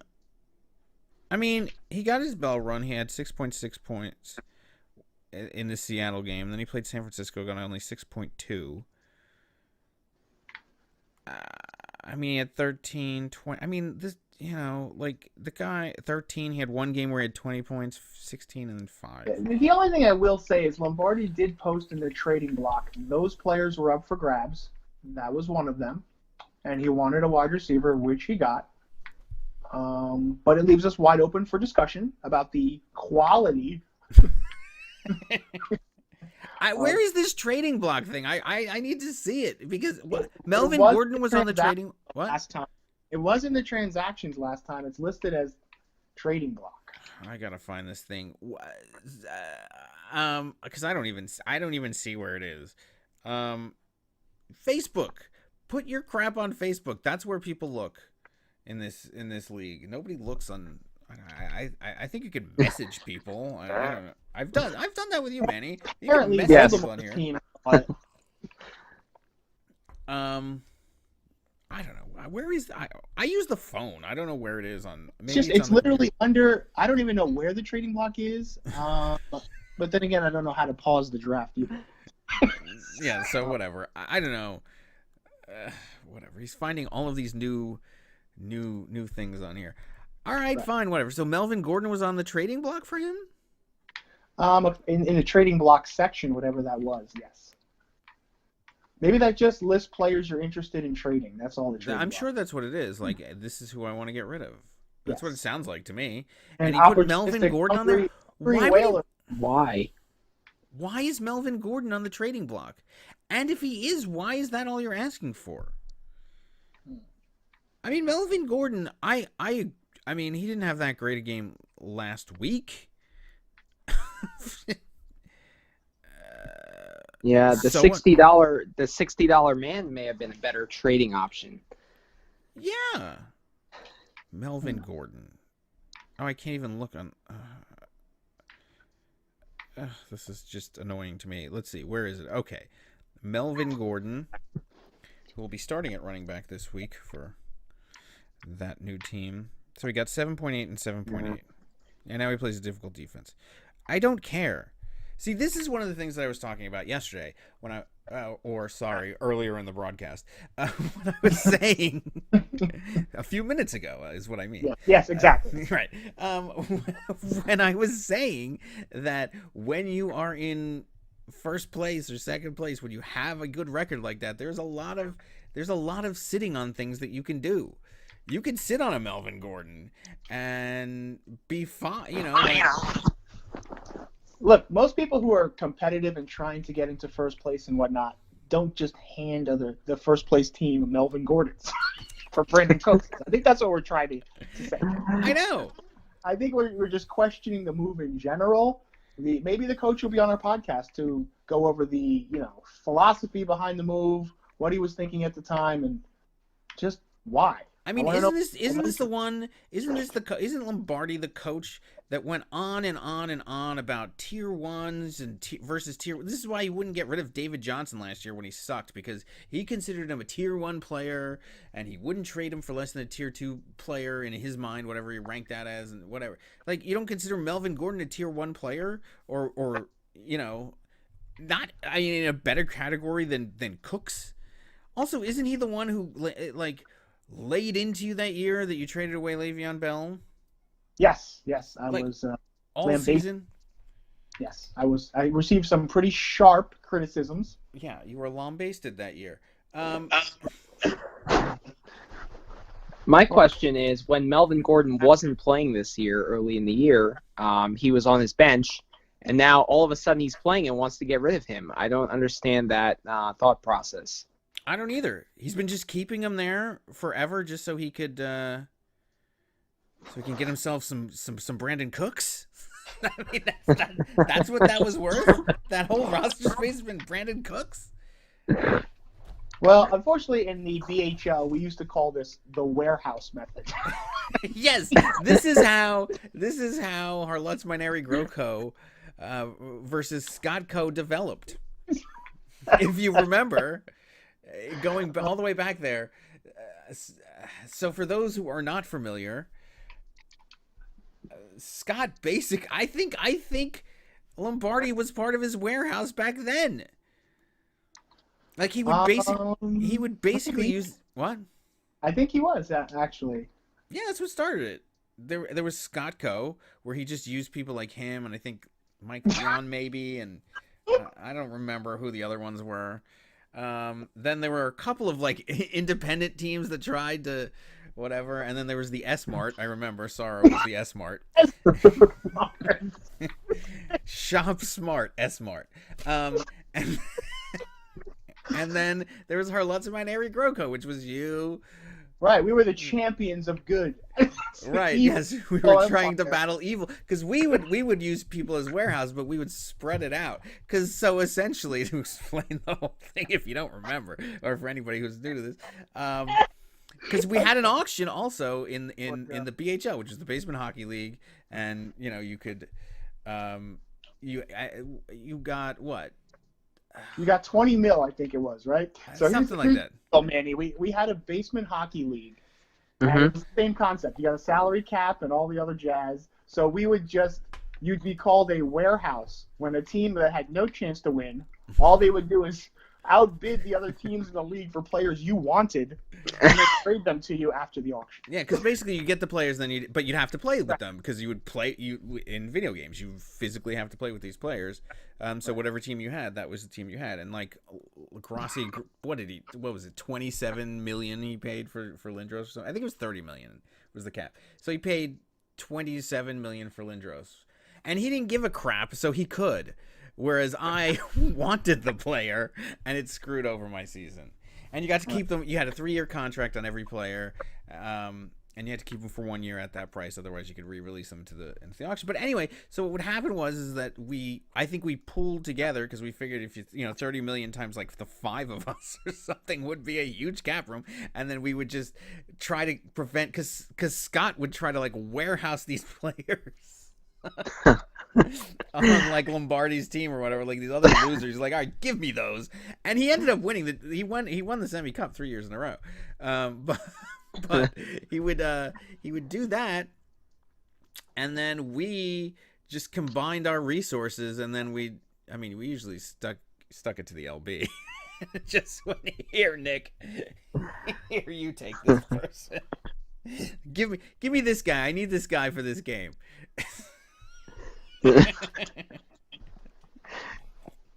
Anyway, so imagine like a McCaffrey. Somebody you can't afford to pay $100 for McCaffrey, so you have your warehouse bid on him.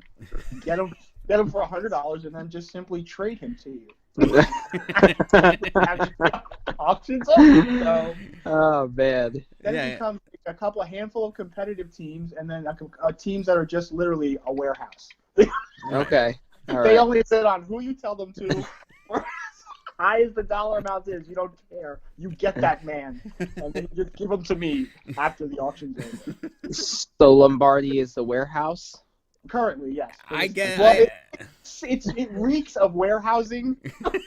The new term I'd like to introduce into the center. I believe there's been some warehousing going on in this Melvin Gordon, Brandon Cooks shit. I can't quite put my finger on it, but let me just say it reeks of warehousing, which I hope is not the case. I hope Lombardi just wanted himself some Brandon Cooks. I don't know. I guess, nobody you had to be there. Have you no pride? You were just fighting for first place last week, and you almost had it. You almost beat him. I feel maybe he just wanted to witness another Eckler-Gordon battle in one of my games. There you go. Yeah, well, I mean, look, they are still splitting time. I don't know when it's going to happen. I don't know when, but eventually you got to figure it's going to break in Gordon's in his favor. I mean, and I look, to defend Lombardi briefly, I will say that maybe he was tired of the timeshare there, and he already has running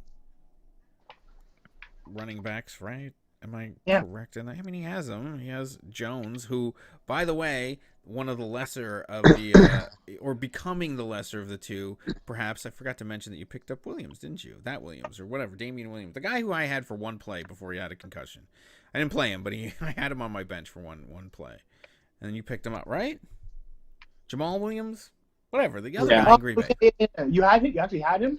I had him, and then he got the concussion. Like, I had him. He was on. I bid like $20 on him or something, or whatever it was. Maybe it was 10. I don't know. I bid for him.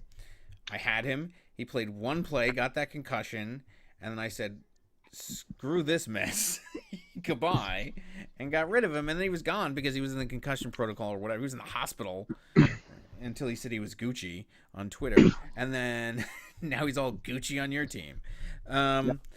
No, so he's got Jones, all right. Coleman is fine. I mean, he still got Carlos Hyde. He didn't even play. I don't. What is St. Louis doing? Brandon Cooks, really? I mean, Keenan Allen, Metcalf. What's going on there? I mean, meanwhile, the first place Team Voldemort, pulls off another one. This is the second year in a row where he pulled off another Shafto Mundo. I mean, you could put a bunch of stars next to this one. A Shafto trade, warehousing. But you know what? This is between two reputable teams, so. Yeah, I mean, this is after he offered me that whatever for McCaffrey deal. For McCaffrey. I didn't go for the McCaffrey for a jabroni deal, But he did go for the Gordon for Jabroni deal. Well, who's Voldemort's kicker? I'm surprised they didn't offer him the kicker for Melvin Lee. I know, exactly. Tucker's a pretty good kicker. Oh, he's too good. He is. He is too good. He doesn't want to give those kind of assets up. Why would you want to give up those kind of assets? And look, I mean, look, Mixon sucks. McCoy, man, he's got the other Williams, Damian Williams, or whatever, at in Kansas City. He still has Royce Freeman sitting there. Geis, he's got Geis on the IR. What the? I don't know. I mean, the way the team we can't talk about, and he's got Singletary. I mean, how many running backs is this guy? He has as many running backs as you do.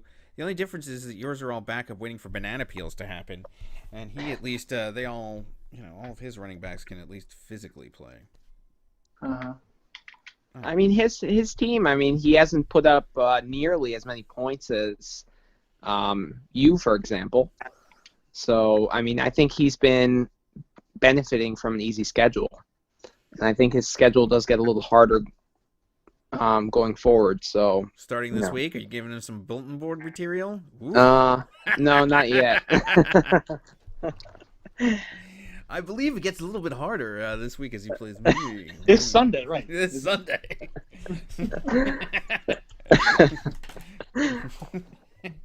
Well, I hope so. I hope so for his sake. Well, for your sake, for his sake, for my sake, yeah, right, exactly. All right, well, we'll see. Otherwise, why does he have Geis? Are they even talking about Geis coming back? Why do you want anybody on that Redskins team? Could return to practice next week. Ooh, woo, big man on campus, Geis. Yeah, and then as far as other. Minshew got dropped for Daniel Jones. Wait a minute. How did Wakanda drop Minshew for a quarterback he already had? Didn't he have Daniel Jones? Figure out what hockey's doing over there. He literally, I guess he dropped Daniel Jones to pick him. I don't even understand what's happening. What is Wakanda doing? Did he pick up another quarterback this week? I'm sure he needs one. He loves picking up quarterbacks when everybody else is bleeding. Fells, he picked up the tight end. And Murray, the running back. Whatever. I don't know. All right, we can get into this with when we get into each of the games. So I guess that. So any other comments on any of the transactions or of the standings? I mean, yeah. So the standings basically break down to 1 6-0 team. 1 5-1 team who is playing the 6-0 team, and then 3 4-2 teams, and then there's 2 3-3. So 3-3 right now gets you into the playoffs. Well, could. That's the. I'm coming for you, Lightning Rods. You better watch your back. Yeah, the two rivals. Ooh. 3-3 is right now the mark. The dividing line of what could make the playoffs and what can't. Under that, the 2 and 4s. I mean, Wakanda and the Monkeys. That seems about right that they would be in lockstep league together. They just traded, Cooper Kupp for Saquon. See how that works out. It's lowering both of them, and then like we said, the 1 and 5 teams that are. I mean, they're on the edge. They got to win out basically. Because as 7 losses and you're done. 6, you get to 7 and 6 and you're playing for points. So really, Eugene has one more loss if he wants to have any shot at this, and he still got to, and he still has to have points on top of that. So we'll see if it starts this week. Yeah. So yeah, any other comments about that? No, I think that pretty much covers the standings. All right. Well, let's see if Eugene is actually going to. Survive or be taken out by the Wakanda Panthers, as that's who he plays this week. Interesting game. Right now the projection is 115 to 112 in favor of Eugene. Gentlemen,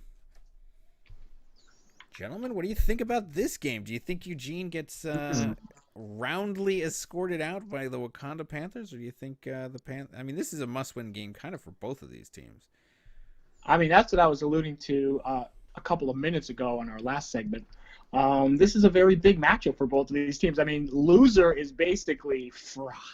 I mean, Wakanda would be 2-5. I mean, that's at this point in the season, we're getting into the second half, people. So the margin for error is getting a lot slimmer. Needless to say, obviously, if Eugene rights the ship, so to speak, at 2-5, I mean, starts to get moving in the right direction. I mean, Wakanda's really got to what can he do? All of his players are injured. I don't know how many games he lost by just sheer injury alone. He can barely field the team. I mean, the loser of this game is especially in a really bad spot. I mean, and Eugene basically at 1-6, your back is against the wall. You cannot lose. Yeah, that will be it. If he loses this game, that's it. He needs to win out. He needs to run the table after that. Oh, yes. If Wakanda loses this, then he puts himself in the position where he really also only has one more loss after that too. But Wakanda has been managing the headache of trying to field a team all season long. I mean, to go down to 2-5. I don't know. And he had a ton of points. I mean, he's kind of lost a step when he had that 78 week, and then with all the. I mean, it's finally catching up to him. I don't know. He finally had his first non-injury week last week. None of his players got injured. I mean, that's because he traded away Disley just in time to not be injured on his bench or on his team. But I don't know. Maybe this is a sign of good things to come. I don't know. Any of these matchups in this game? I mean, do you think Cooper Kupp? I think he bounces back in this game versus Atlanta. Oh, big time, yeah. Hopefully it's him and not Brandon Cooks. That'll actually be hilarious if, after all of this trash talking, Brandon Cooks goes off. Of course he will, because he's playing Atlanta. He's going to have a good week this week. Don't judge it based on this week. I refuse to eat any crow next week because of what Brandon Cooks does against Atlanta. It doesn't count. Talk to me in 2 weeks. Talk to me in 3 weeks. I don't want to see the posts on Facebook. Told you so. Look at how great he is. Yeah, he played Atlanta. He didn't even play a defense. Gaze's cat could beat the Atlanta defense. Remember that all season long last year? I know. Well, Wakanda's games always comes down to the New England defense. That's what it seems like. If they put up a 20-plus point for performance, he has a chance to win. If not, yeah, but that's his only chance. Good. His defense right now is averaging a third of his score. Yeah. It's crazy. It's crazy. And they're playing the Jets this week. Eugene doesn't have to worry about making a coaching blunder on which Tampa Bay receiver to play this week. Right. Oh, are they both out? They're both out. It's a bye week for them. Ooh, look at that.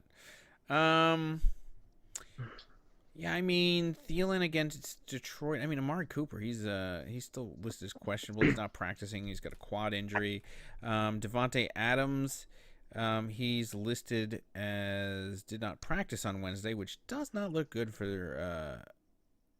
the week to come. So they both have wide receiver twos that are questionable and very well might not play. Which it's worse for hockey if that happens, because at least Eugene can replace him. No, Adams is not in his starting lineup, is he? Yeah, he is. He is. What are you doing? Yeah, he's in the starting lineup.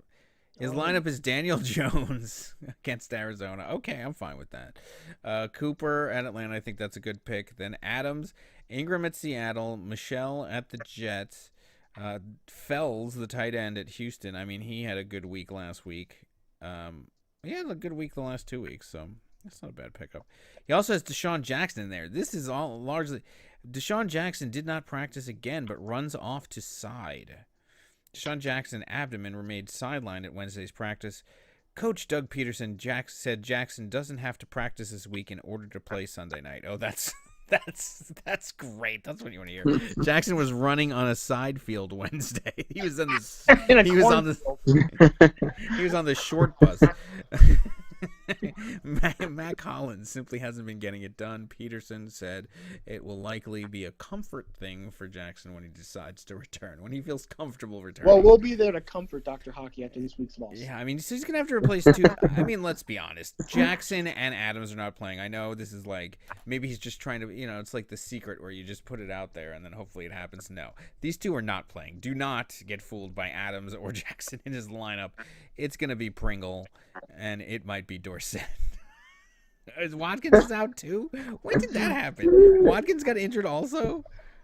He had a good week 1, and then it all went downhill. Yeah, he has a hamstring injury. Oh, my God. Get rid of Pringle. Get rid of Pringle right now. I'm going to tell you hockey right now. Get rid of Pringle because you are going to need to use whoever, you're going to use in that spot as a wide receiver for this week. Why did you not spend money on Jordan Landry? Did he bid on him at least? I would hope so. Where's the thing? Actually, I have to look at this. Did hockey bid on Jordan Landry? Because that would at least make sense. Because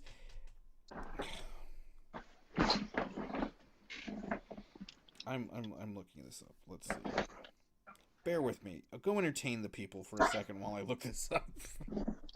Well, hockey did offer me Devontae Adams last week in a desperation Hail Mary, but the report was just very sketchy. No timetable for return was the headline everywhere. So, I just didn't feel good about that. I mean, the guy's got turf toe. Turf toe. I mean, you could be out all season. I don't see any. So Crowder, it was one in a $4 bid. The Lions bid $2. What? How did the Zamunda outbid himself? I don't even understand this. So the Zamunda Lions bid $2, but they got him for $4. What? And that is my opponent this week. So things are I don't even understand that. I mean, have you seen, go to the transactions, go to the free agency the bids thing. Jamison Crowder, $4, the winning bid awarded to the Zamunda Lions. Then there was also a bid by the Zamunda Lions for $2. Nice. Lazard was given to the. Who is this Lazard? Yeah, he must have gone to his roster and then did it twice, literally. Because you have to go, you have to bid on the. I don't know. I don't even know how that happens. All right, so DK Metcalf was won by the Blues, outbidding the Monkeys, who bid only $1. Why is hockey not in on that bidding? He's a wide receiver. There was bidding for. Oh wait, but this is old. So nobody. So they weren't contest. No, because the Minshew thing that was 2 weeks ago. No, it wasn't even contested. Nope. It wasn't even contested. Wow. So, yeah. Which means that Landry just went... He didn't even try to get Landry. I regret that now. Because I didn't think he would ever be on the waiver wire. I should have been looking. I didn't think Jamal Williams would have been available. I regret that. Yeah. And you know that anybody that I pick up has to be for free because I'm down to $0. Yeah. No, I saw that. I saw that. I woke up this morning. Yeah. And I was like, oh, wow, that was a good pickup. I'm surprised nobody bid on him. I got to start waking up at 3 in the morning. I'm going to start setting my alarm now. This is getting ridiculous. I'm going to have to be exonerated for any wrongdoing for picking up players in free agency. I have $0, everyone. Yeah, I mean, that's the thing. Anybody could have just bid literally $1 and you would have been fine. But, and I should have. But in retrospect, I probably should have for those players. I just didn't even bother. I was like, it's fine. I don't care. Nobody, I mean, so whatever. All right, well, back to this game. So who are we picking in this game? This is a kind of a.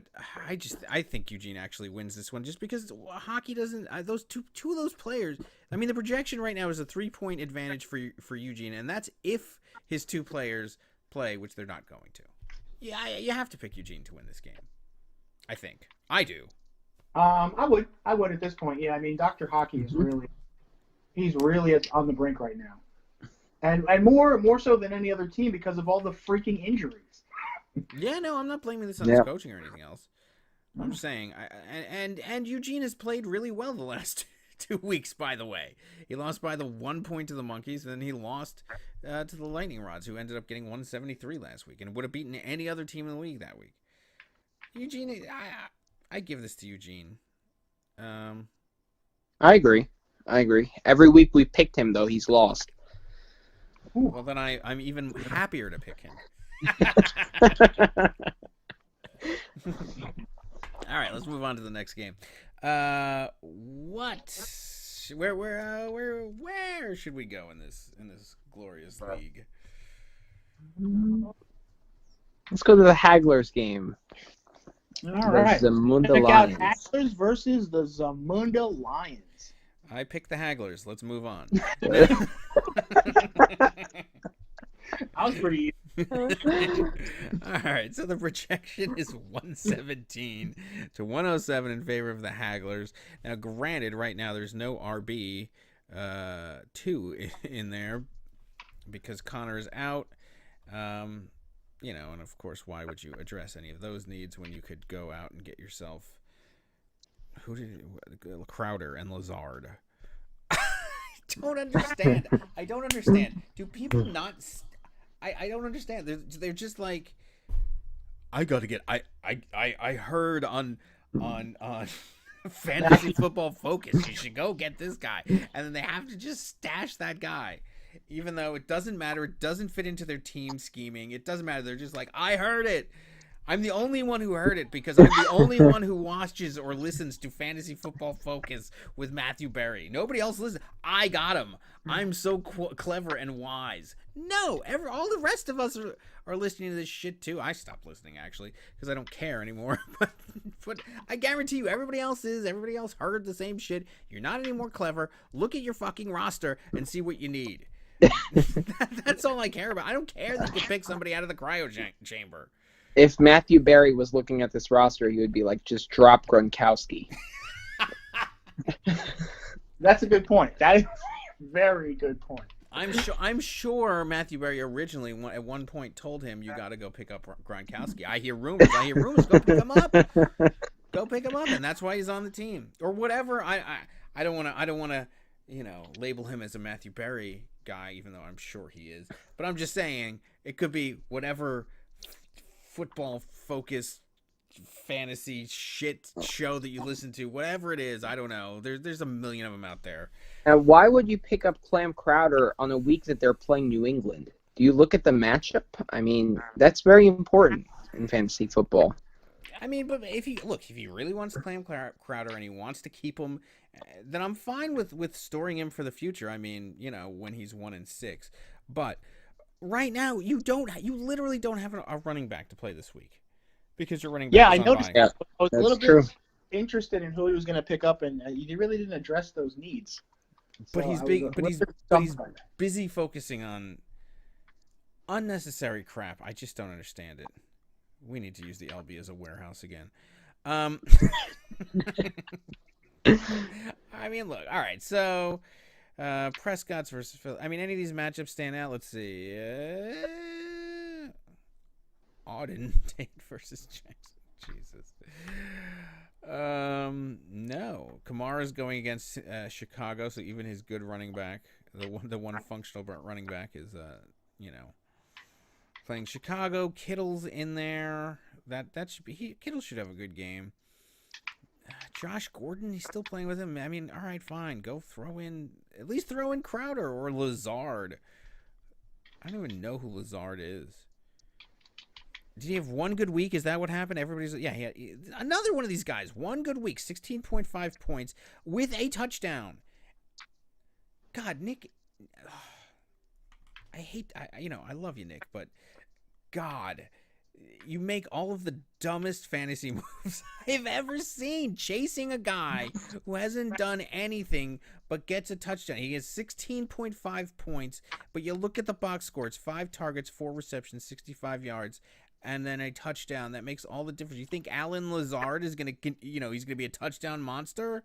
I mean, maybe he will against Oakland. I don't know, but I don't understand. Take him out and just put in Lazard then. Whatever. Play Gronk at RB2. What? I don't even know what to tell you. I think Williams against I think Williams for the Hagglers is a good pickup. I think it gives you an RB Jamal Williams. That's what it is. I think it gives you some more depth at running back. Better than Drake, I think, going forward probably. So I think this is not a bad combo for the Le'Veon Bell and Jamal Williams combo. We'll see. I didn't like Drake's Cakes had a lot of carries went to this other guy, Walton, who I've never even heard of. So that's not good. And the Bellagio got all the goal line carries. So I'm a little bit concerned about Drake's Cakes. So that was why that was done. Again, for $0, what are you going to say? Yeah. It's literally sitting in the dumpster. I know the many goal line carries that Miami has. You picked up Stafford at quarterback. I think that's not bad. I mean, he has a tough matchup this week against Minnesota. So you're playing Hunter Henry this week at Tennessee. I didn't even know he was activated. That was very surprising that he put up 30 points. Yeah, what in the world? He was quite activated last week. Yeah, he was quite active. Yeah, so you are going with the jumbo package with Hooper and Henry. Yeah, I'm going to follow Dr. Hockey's jumbo package model, so we'll see how that works out. I'm following that model as well. Oh, yeah, you know what? Yeah, two tight ends. Also has 2 tight ends in the roster sometimes. I love how everybody just is hurting for tight ends. Like there's just like a barren wasteland of white tight ends, and then everybody else flaunting their 2. the ones that have tight ends are like, here, I'm not just gonna go with one. I'm gonna go with the jumbo package. Meanwhile, somebody else is like, please, may I get a tight end? Just one. It's one of my strategies, though. I do that in my other league as well, because there are so few good ones. I know. Well, why not just load up on them like hockey loads up on quarterbacks? Just get them all. Just bid. I mean, you could probably with $200, you could probably get about 6 or 7 tight ends and just start trading away. Just tight end profiteering. So you're benching Gallup this week. Well, I had to put Cooper in there. The 2 tight end set. Somebody had to sit down. Yeah. Fitzgerald and Bell. Fitzgerald against the Giants. Yeah, Tyreek Hill, of course. Yeah. I like your team now. I think you have. We'll see. I mean, they tend to play down to the lower teams. This is definitely one of the lower teams. Okay. You're gonna. I mean, I guess Nick, all confident. I don't even need an RB2 to beat you. You're only Haggeston. Yeah. I don't know. Yeah. So. Hey, your team got stacked all of a sudden. I hope it gets unstacked for week 11. Well, there's injuries and buys, and we'll see what happens out there. All right, we'll see. Well, first of all, this isn't, how week to week, it's just this whole team could be in the dumpster for a whole other team. True. Yeah, exactly. It's true. It's a good point. And depending on how much space he needs, he might just, warehouse them over in Zamunda. If he feels the need to have a Kittle or Kamara. If he wants to run the 3 tight end set, if he could find a way. All right, so obviously the Hagglers. Anybody else picking Zamunda? Anybody want to be daring? No. Yeah, I didn't think so. Geese, you going to pick Zamunda? Absolutely not. Okay. So, 3 agreements there. Where shall we go next? Oh, where do you want to? Let's just go to the 1603ers versus Nick and Jamie. The garbage barge matchup. Yeah, this one's actually kind of close. So first of all, McCaffrey's on a bye this week, which I guess teams are trying to take advantage of by offering me ridiculous trades like, oh, he's out for this week. He might as well be non-existent. Just give him away for the rest of the season to me for nothing for a player that will play this week. No. Anyway, so the projection right now is 119 to 118 in favor of the 1603ers. So it does make a bit of a difference there. I don't know. Lamar Jackson against Seattle, it's kind of a difficult matchup.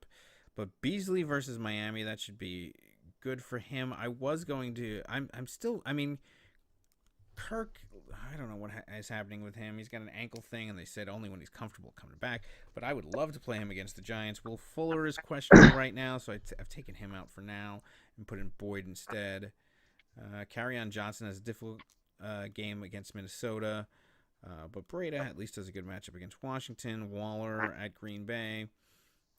Golden Tate at Arizona. I think that is a good matchup for him. And the Tennessee defense. I don't know. Like, and my kicker, Sly. I can't even get points on the Sly this week.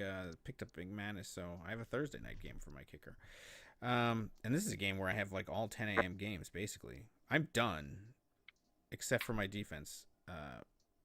After the early games on Sunday. No, you got Lamar Jackson Sunday late game. Oh, there you go. Well, yeah. Yeah. All right. Wow. All right. So I could pay attention a little bit in the afternoon. And Nick and Jamie, rarely does this happen, but they have some later games for themselves. They're usually the ones that are done at 10 a.m. They're usually done, period. Sure. Look, this is also a potential trap game. Look, I don't have a McCaffrey. That makes a huge difference in this. The matchups are not that favorable.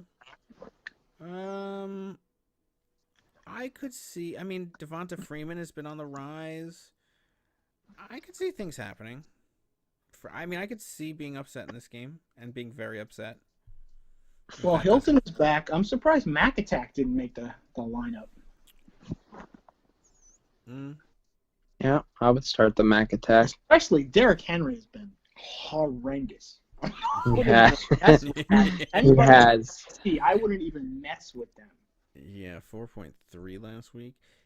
Earlier in the season, I offered them DeAndre Hopkins for Derrick Henry. I'm glad. Whatever. That would have been a nightmare. Yeah, he was. All right, so we got Waller going against Walker. Now, that's not a typo there. That's a very similar sound tight end matchup there. Waller's been amazing. He's one of those sneaky good tight ends this season. Although he's joining Andrews, though, in the cooldown department, which at least Dave should at least take note of if he's not concerned yet. I have taken note of it, but I mean, whatever. I'm not ready to run the jumbo set. I'm good. I'll just run with one tight end that gets me a decent amount of points. It's good enough. And then Cole Beasley. Interesting. Galladay. Watch out for that Galladay bastard. He's playing, whatever. He's playing against, So do you see this in any way as a trap game, Harback? I do. I just said that I do. All right. You do see it. Okay. It's absolutely. I mean, Nick and Jamie have a potential to beat me this week. First of all, the game's 50-50 right now. The projection. Okay. I think he should start Marlon Mack though. I don't think Henry's nearly as good as Marlon Mack. I mean, I agree, but even if he starts Marlon Mack, I think it becomes a difficult game, even if he doesn't. And get that stinky, smelly Arizona defense out of there. Yeah. What in the world? What are you doing there? I mean, they're playing the Giants. I mean, it is a garbage board, so it does fit the theme, but AJ Green might play. I don't know if he's reportedly day-to-day. Probably won't play this week. So that's an interesting position. I was going to say, you plug that in right away, but... Yeah, I mean, that would be very interesting, especially against Boyd. Although I actually ironically think that would help Boyd more than anything else because he does better as a slot receiver. I don't know. Yeah, this has the potential. It's an interesting game. Yeah, this has the potential. This is not just a walkover kind of game. I think that Nick and Jamie could possibly pull this one out. And I'm not just saying that. But the last time I said that I'm not just saying that, which I really was not just saying that, we scored 200 and whatever. Yeah. I don't think that's going to happen again, especially with CMC out. That would be amazing if that does, but I don't know. We'll see. Yeah, all right. So, who are you guys picking in this game? I picked 1603ers. I'm going to go with the 1603ers as well. All right. Well, I never pick myself, so I'm picking Nick and Jamie. Congratulations. Let's move on to the next game. Well, we've gotten all of the tremendously boring ones out of the way. Let's go to the Blues versus Tillett Trey team. The newly revamped Blues without Melvin Gordon. This is actually a really interesting and important game, actually. So right now the projection is 137 to 124 in favor of Tillett.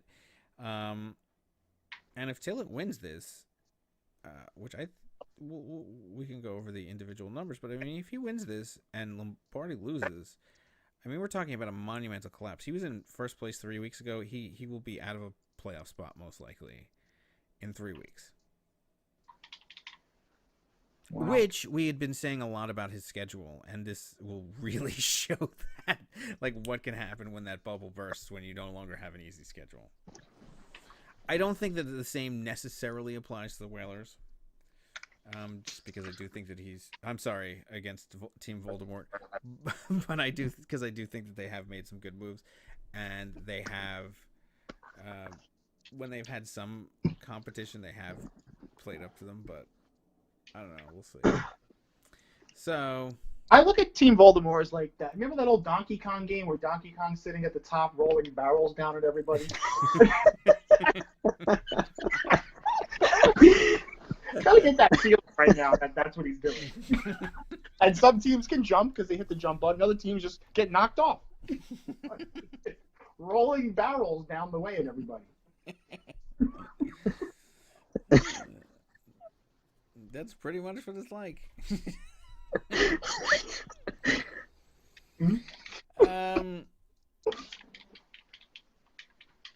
And they rolled a barrel down at St. Louis. They could not jump. Right, and they fell over the barrel. Melvin Gordon for Cooks. All right, let's see how that pans out. Donkey Kong also throws banana peels too, not only barrels. Yes, banana peels. So Mahomes at Denver on Thursday night. I think he's gonna have a bad game.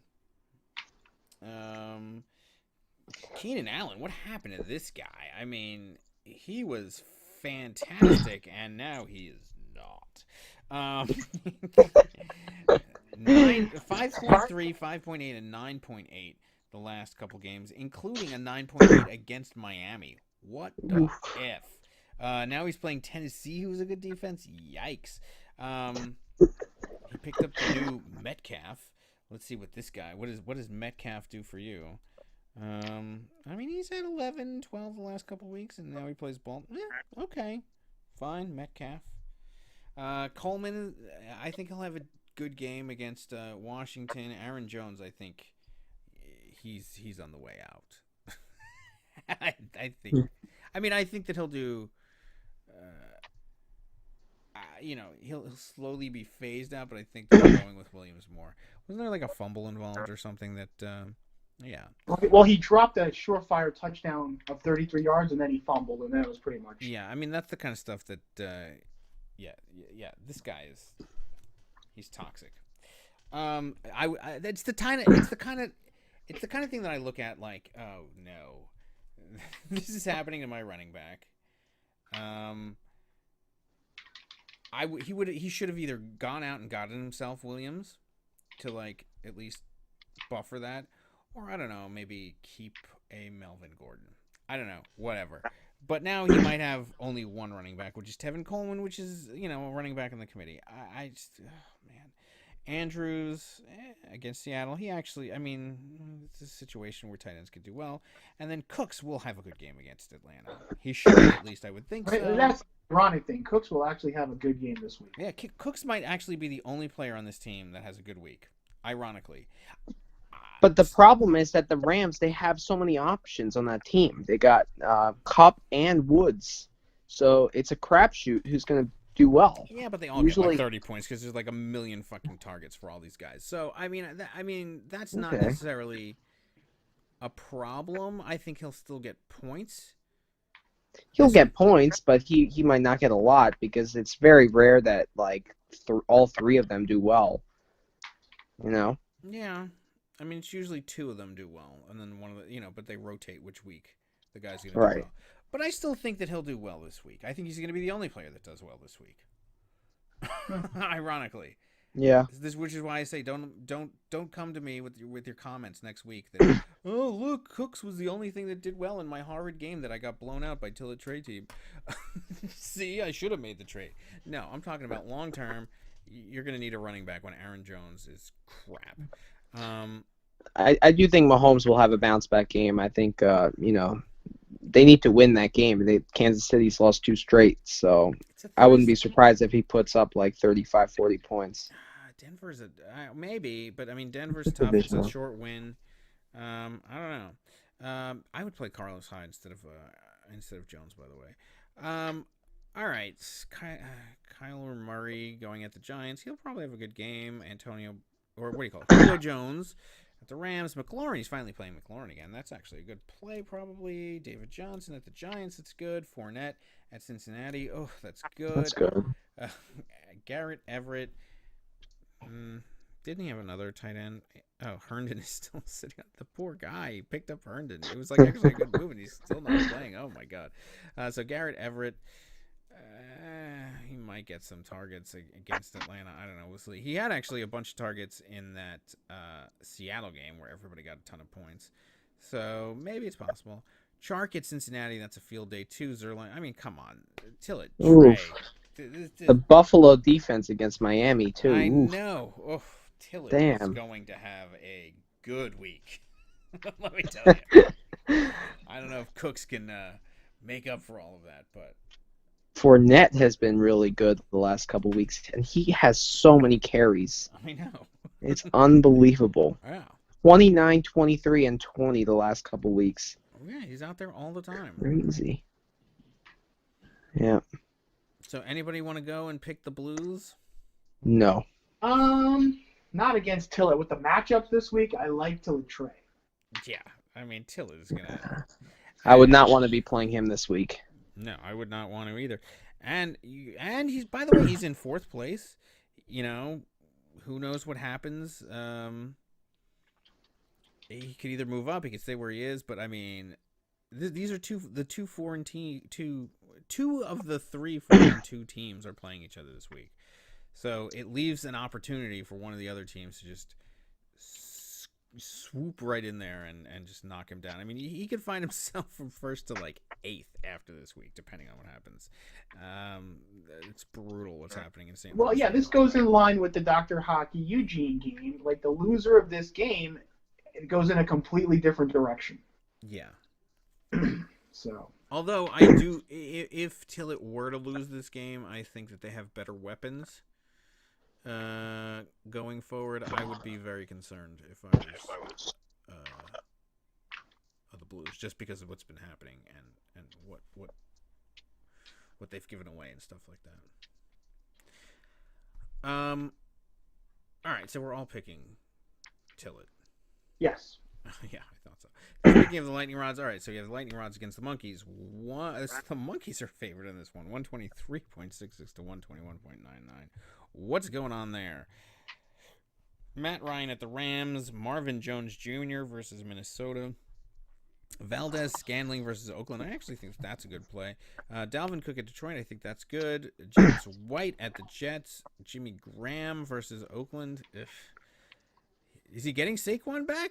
Is Saquon going to be playing? He's practicing fully for the Giants. Look at this. The newly... he only had to wait a week? Pretty good, then. Wow. Crosby and Los Angeles. This actually throws a Memphis monkey wrench in this whole game. Look at that. Wow. I know. Russell Wilson versus Baltimore. Robert Woods at Atlanta. I think Woods will have a good game, as I think that all of the Rams receivers will. Diggs, who had that total last week at Detroit. Then Elliott versus Philadelphia. Lindsey versus Kansas City. Font. I think he'll once again be lowercase font against Kansas City. And Edelman at the Jets, Butker, and the Denver defense. The Barkley thing makes this a very interesting game. The Monkeys are loaded at running back. Damn. Loaded. Dalvin Cook and Saquon. And to have James White there as well. Oof. Yeah, and if Valdez Scantling can do any... Oh, this is such a good game. I got to say, this should be the flex Sunday night game of the week. My God, this is great. I mean, and what's at stake for a lot of these teams? I mean, the Lightning Rods are 3-3, Monkeys are 2-4. I mean, they could be right down. This is such. Oh yeah, I'm going to be a big Monkeys fan this week. Yeah, I mean, I mean, the Hagglers can swoop right in there too if that happens. Ooh, this makes it so interesting if the Monkeys were to win this game. And I think that they have a legitimate shot at making that happen. I'm going to go pick the Monkeys. What? I am too. What? Yeah.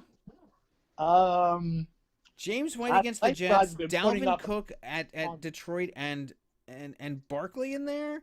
Who even Against Arizona. Yeah, and Valdez Scantling playing against Oakland, and I mean, is Valdez Scantling actually gonna? Well, he didn't practice. Let's see if he. Well, that could make a difference. And he has 3 empty bench spots, so he could pick up somebody to put in there.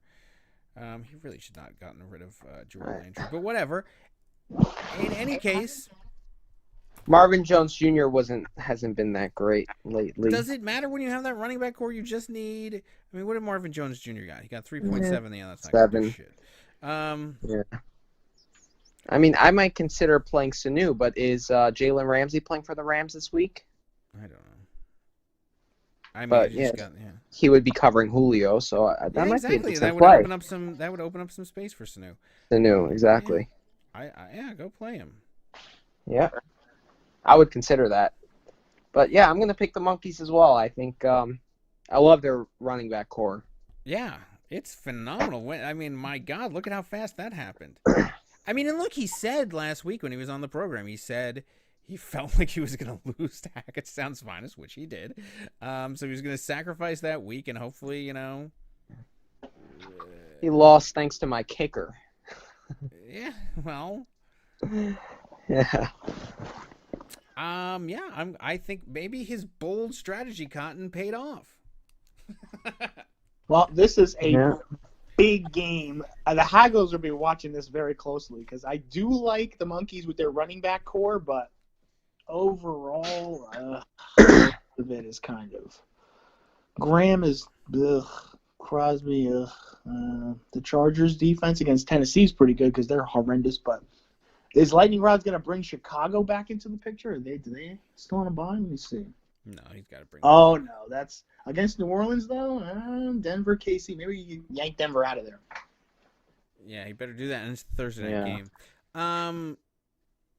Yeah, the Chicago defense can make a difference. It makes a huge difference. It does, especially all right. Look, like going up and down the lineup, especially when you have Woods will have a good game, Diggs will have a good game probably, and then Elliott will have a decent game, as will Lindsey. Gotta put the And Chicago Edelman. defense in there though. All right, maybe I'll revise. This is such a close game. It's gonna be a close game either way. You know what? I'm gonna revise. I'm gonna say that the Lightning Rods are gonna win, but because I think they will put in the Chicago defense. Yeah, I'm going to go with Lightning Rods on this one. Monkeys make it interesting, but ultimately Chicago's defense puts them over the top. Yeah. It'll be interesting, though, if the Monkeys can pull this out, though. That'll completely upend the standings down there. And, it's already a dogfight, but it'll really be a dogfight for those, playoff spots. But as far as games to watch, this is certainly one of the games of the weeks to watch. Yeah, this is a really good one. Mm-hmm.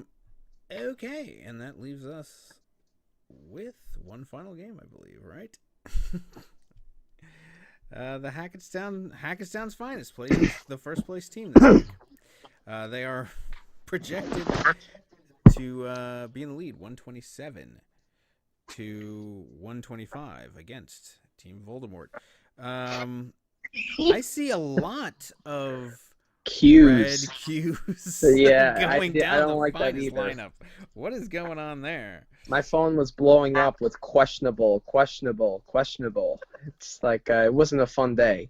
And there's a lot of so there's a lot of buys on the bench. Edmonds, I don't even know. Is that the car review website? Yeah, that's a David Johnson backup. Yeah, okay. So, and David Johnson has kind of been injury prone, so I was like, I should probably pick him up. Sure. Well, you can't question your moves thus far. You've been flawless almost.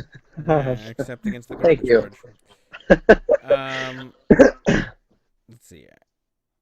Well, Aaron Rodgers. How severe are these questionables? It doesn't look like DeAndre Hopkins is that bad. John Brown, groin limited Wednesday. Yeah, he was on a bye last week. I mean, he should be fine. Come on. Yeah, he should be fine. I would think so, but we'll see. All right. I mean, he's playing Miami. If he can play, let's assume that these guys are going to play. This obviously changes if they don't.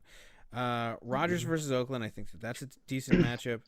Hopkins at Indianapolis, I think that's a good matchup. Brown versus Miami, that's fantastic. Eckler at Tennessee, that's not great. Is Gurley? Gurley is very iffy. I don't know.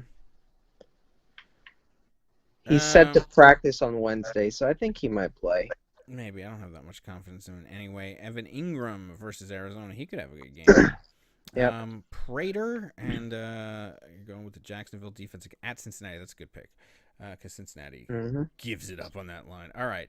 Then for the other team, it's Deshaun Watson at Indianapolis. So here's something interesting. It's one of those situations where his quarterback will probably be throwing to your wide receiver. So that's always good. Although he does have a quarterback that does have the potential to run it in. So you got to watch for that. Tyler Lockett versus Baltimore. He could be shut down because Baltimore can shut down some receivers. Michael Thomas at Chicago. Oof. Tough matchup. Yeah. Singletary versus Miami. Not tough matchup. No. Melvin Gordon at Tennessee. That's kind of a tough matchup. Ertz at Dallas. Robinson versus New Orleans. And Tucker at Seattle. And the Rams defense at Atlanta. That's theoretically an okay play. I don't know. Ooh, this is actually, I mean, this is a good matchup. I don't know. I mean, because you both have a mix of some tough matchups and some, and some good matchups. Like, I'm actually thinking of playing Josh Allen against Miami because then I get the twofers with John Brown if he plays. And he's playing Miami. I mean, you play right against Miami. Yeah. Yeah, that's not a bad play. But, playing Rodgers against Oakland is not a tough matchup either. So I don't know. I'm thinking about it. And it all depends on the cues, If doesn't Gurley Rodgers, is very iffy. Yeah, I mean, but doesn't also Rodgers? I mean, isn't there a bunch of injuries over there in Green Bay? He's dealing with. Yeah. I don't know. They have a very injury hampered wide receiver core. I think I would go with Allen, but that's just me. I don't know.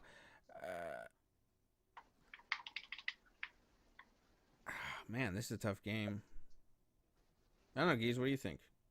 I gotta go with. I mean, Hackettstown Finest in both ways. They're both riding the hot hands right now. I gotta go with Singletary, Gordon, Ertz, Gurley, Eckler. I mean, the running back situation for the Finest might be a problem. If there's any kink in the armor, like you said, you need Hopkins to bust out a big game. Yeah, but even if he does, then those points are also going to go to his quarterback. Yes. Yeah. True. Ooh, that does neutralize it there with the tough matchup with Michael Thomas. I mean, this is almost split 50-50 right here.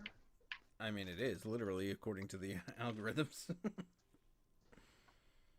Yeah, if Gurley doesn't go, I'll probably have to put Peterson in there. But he's playing San Francisco, so that's bad too. I mean, I have Peterson versus defense. I might end up going with Chase Edmonds actually as Johnson's backup. Hopefully, he can get a couple touchdowns on the goal line. But yeah, not having Chubb in there really hurts me. Yeah, that's true. This is his bye week. What a bad week to have him on the bye. Yeah, I know. Does Team Voldemort have any buys? I mean, Landry, who he just picked up, so I don't really count that. No. Wow. I mean, we talked about how Yahoo picked them, just based on week-to-week matchups. They knew something. Yeah, I just think having Chubb on the bye, I think Eckler, Tennessee is tough. I mean, Todd Gurley, yikes. the Hopkins is where you might generate some points, but that's going to be taken away by Watson. I think I go with Team Voldemort. I think they keep continue. I don't want to. I don't want to see them roll to 7-0 and be a braggart and then still have Gordon. But this is a tough week. Yeah, it's tough week for me. Yeah, I hate to do this, but I gotta hedge right now towards Voldemort. Not by much, mind you, but in the overall scheme of things, Ingram though the 2 tight ends set. I don't know that might. This is a very tough game to pick. This might be the 2 the tight ends have good matchups, so Yeah. I'm gonna ride them high. This might be the toughest pick of the year. Of the year? I'm gonna go thus far of the season thus far. I'm gonna go with the Hackettstown's finest. You are gonna pick them? Really? Wow, that's a bold move, Cotton. I'm gonna go. Yeah, I'm gonna go with Team Voldemort. I don't like to. It's not, but if I'm just looking at it objectively, I think that they have. I'm gonna go with Team Voldemort as well. I think it's just tough with Chubb on the bench this week. If Prater can get me another 21-point performance, would be nice. And Jacksonville's defense against Cincinnati, I need some turnovers there. Which you might get. So, yeah. Jacksonville's defense is actually pretty decent. And they held New Orleans to only 13 points last week. So yeah, they're pretty decent, and Cincinnati is pretty terrible. Yeah, I mean, look, the game is interesting. Special teams can certainly play a factor in this. Yeah, I don't know. I mean, I wouldn't be surprised either way, but I just think. I'm just really hoping that Gurley plays. But based on your own prediction, his tough schedule does not start this week yet. Of course, he gets me when Chubb is on the bench. Of course. It's just the way this league works, huh? Yep.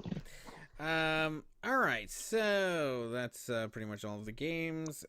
Who do we have as the lock of the week? I think that is clearly Hackettstown versus Zamunda for me. I don't have any question.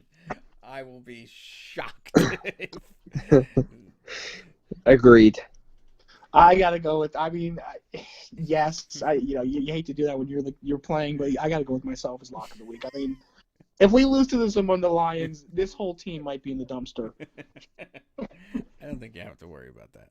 I'm gonna ask you to do push-ups when you come into work. Yeah, I'll have to take a good look in the mirror because that would be a problem. As far as upset of the week, which of these games, based on their current projections, looks like the most likely to not turn out that way? I actually think Trey is kind of they're a close second place for lock of the week. They have great matchups this week. They do too, but I mean it's nothing like that Zamunda one. Come on. It's not. I agree. I don't know. The upset of the week is very difficult. I guess in this choosing these choices, yeah, upset of the week is kind of. Do the Blues upset Trey again? I don't think they're going to. I don't think. I mean, I guess technically, Voldemort versus the Finest, you're favored. I mean, I guess that would be my upset of the week if I'm just picking one out of the hat. I mean, I guess we could the Lightning Rods over the Monkeys. I guess that's an upset of the week, probably potentially. Yeah, that's numbers wise, it does point that way. I think that game and the Finest and Whalers, that's 2 games of the week. Oh yeah, those are For absolutely sure. the games of the week to watch. Yeah, I don't know. Anything else that we want to discuss this week before we go and leave everyone to their games? Nope, I think that's. Yep, I'm pretty good there too. All right, so for our guest this week, which was you, thank you. Yeah, it was great being on the show. Yes. Yes. And yeah, for the rest of us, I think we're done. Have a great week. That good luck, everybody. Yeah. Yep. All right. Thank you. All right. See you next week, guys. Bye.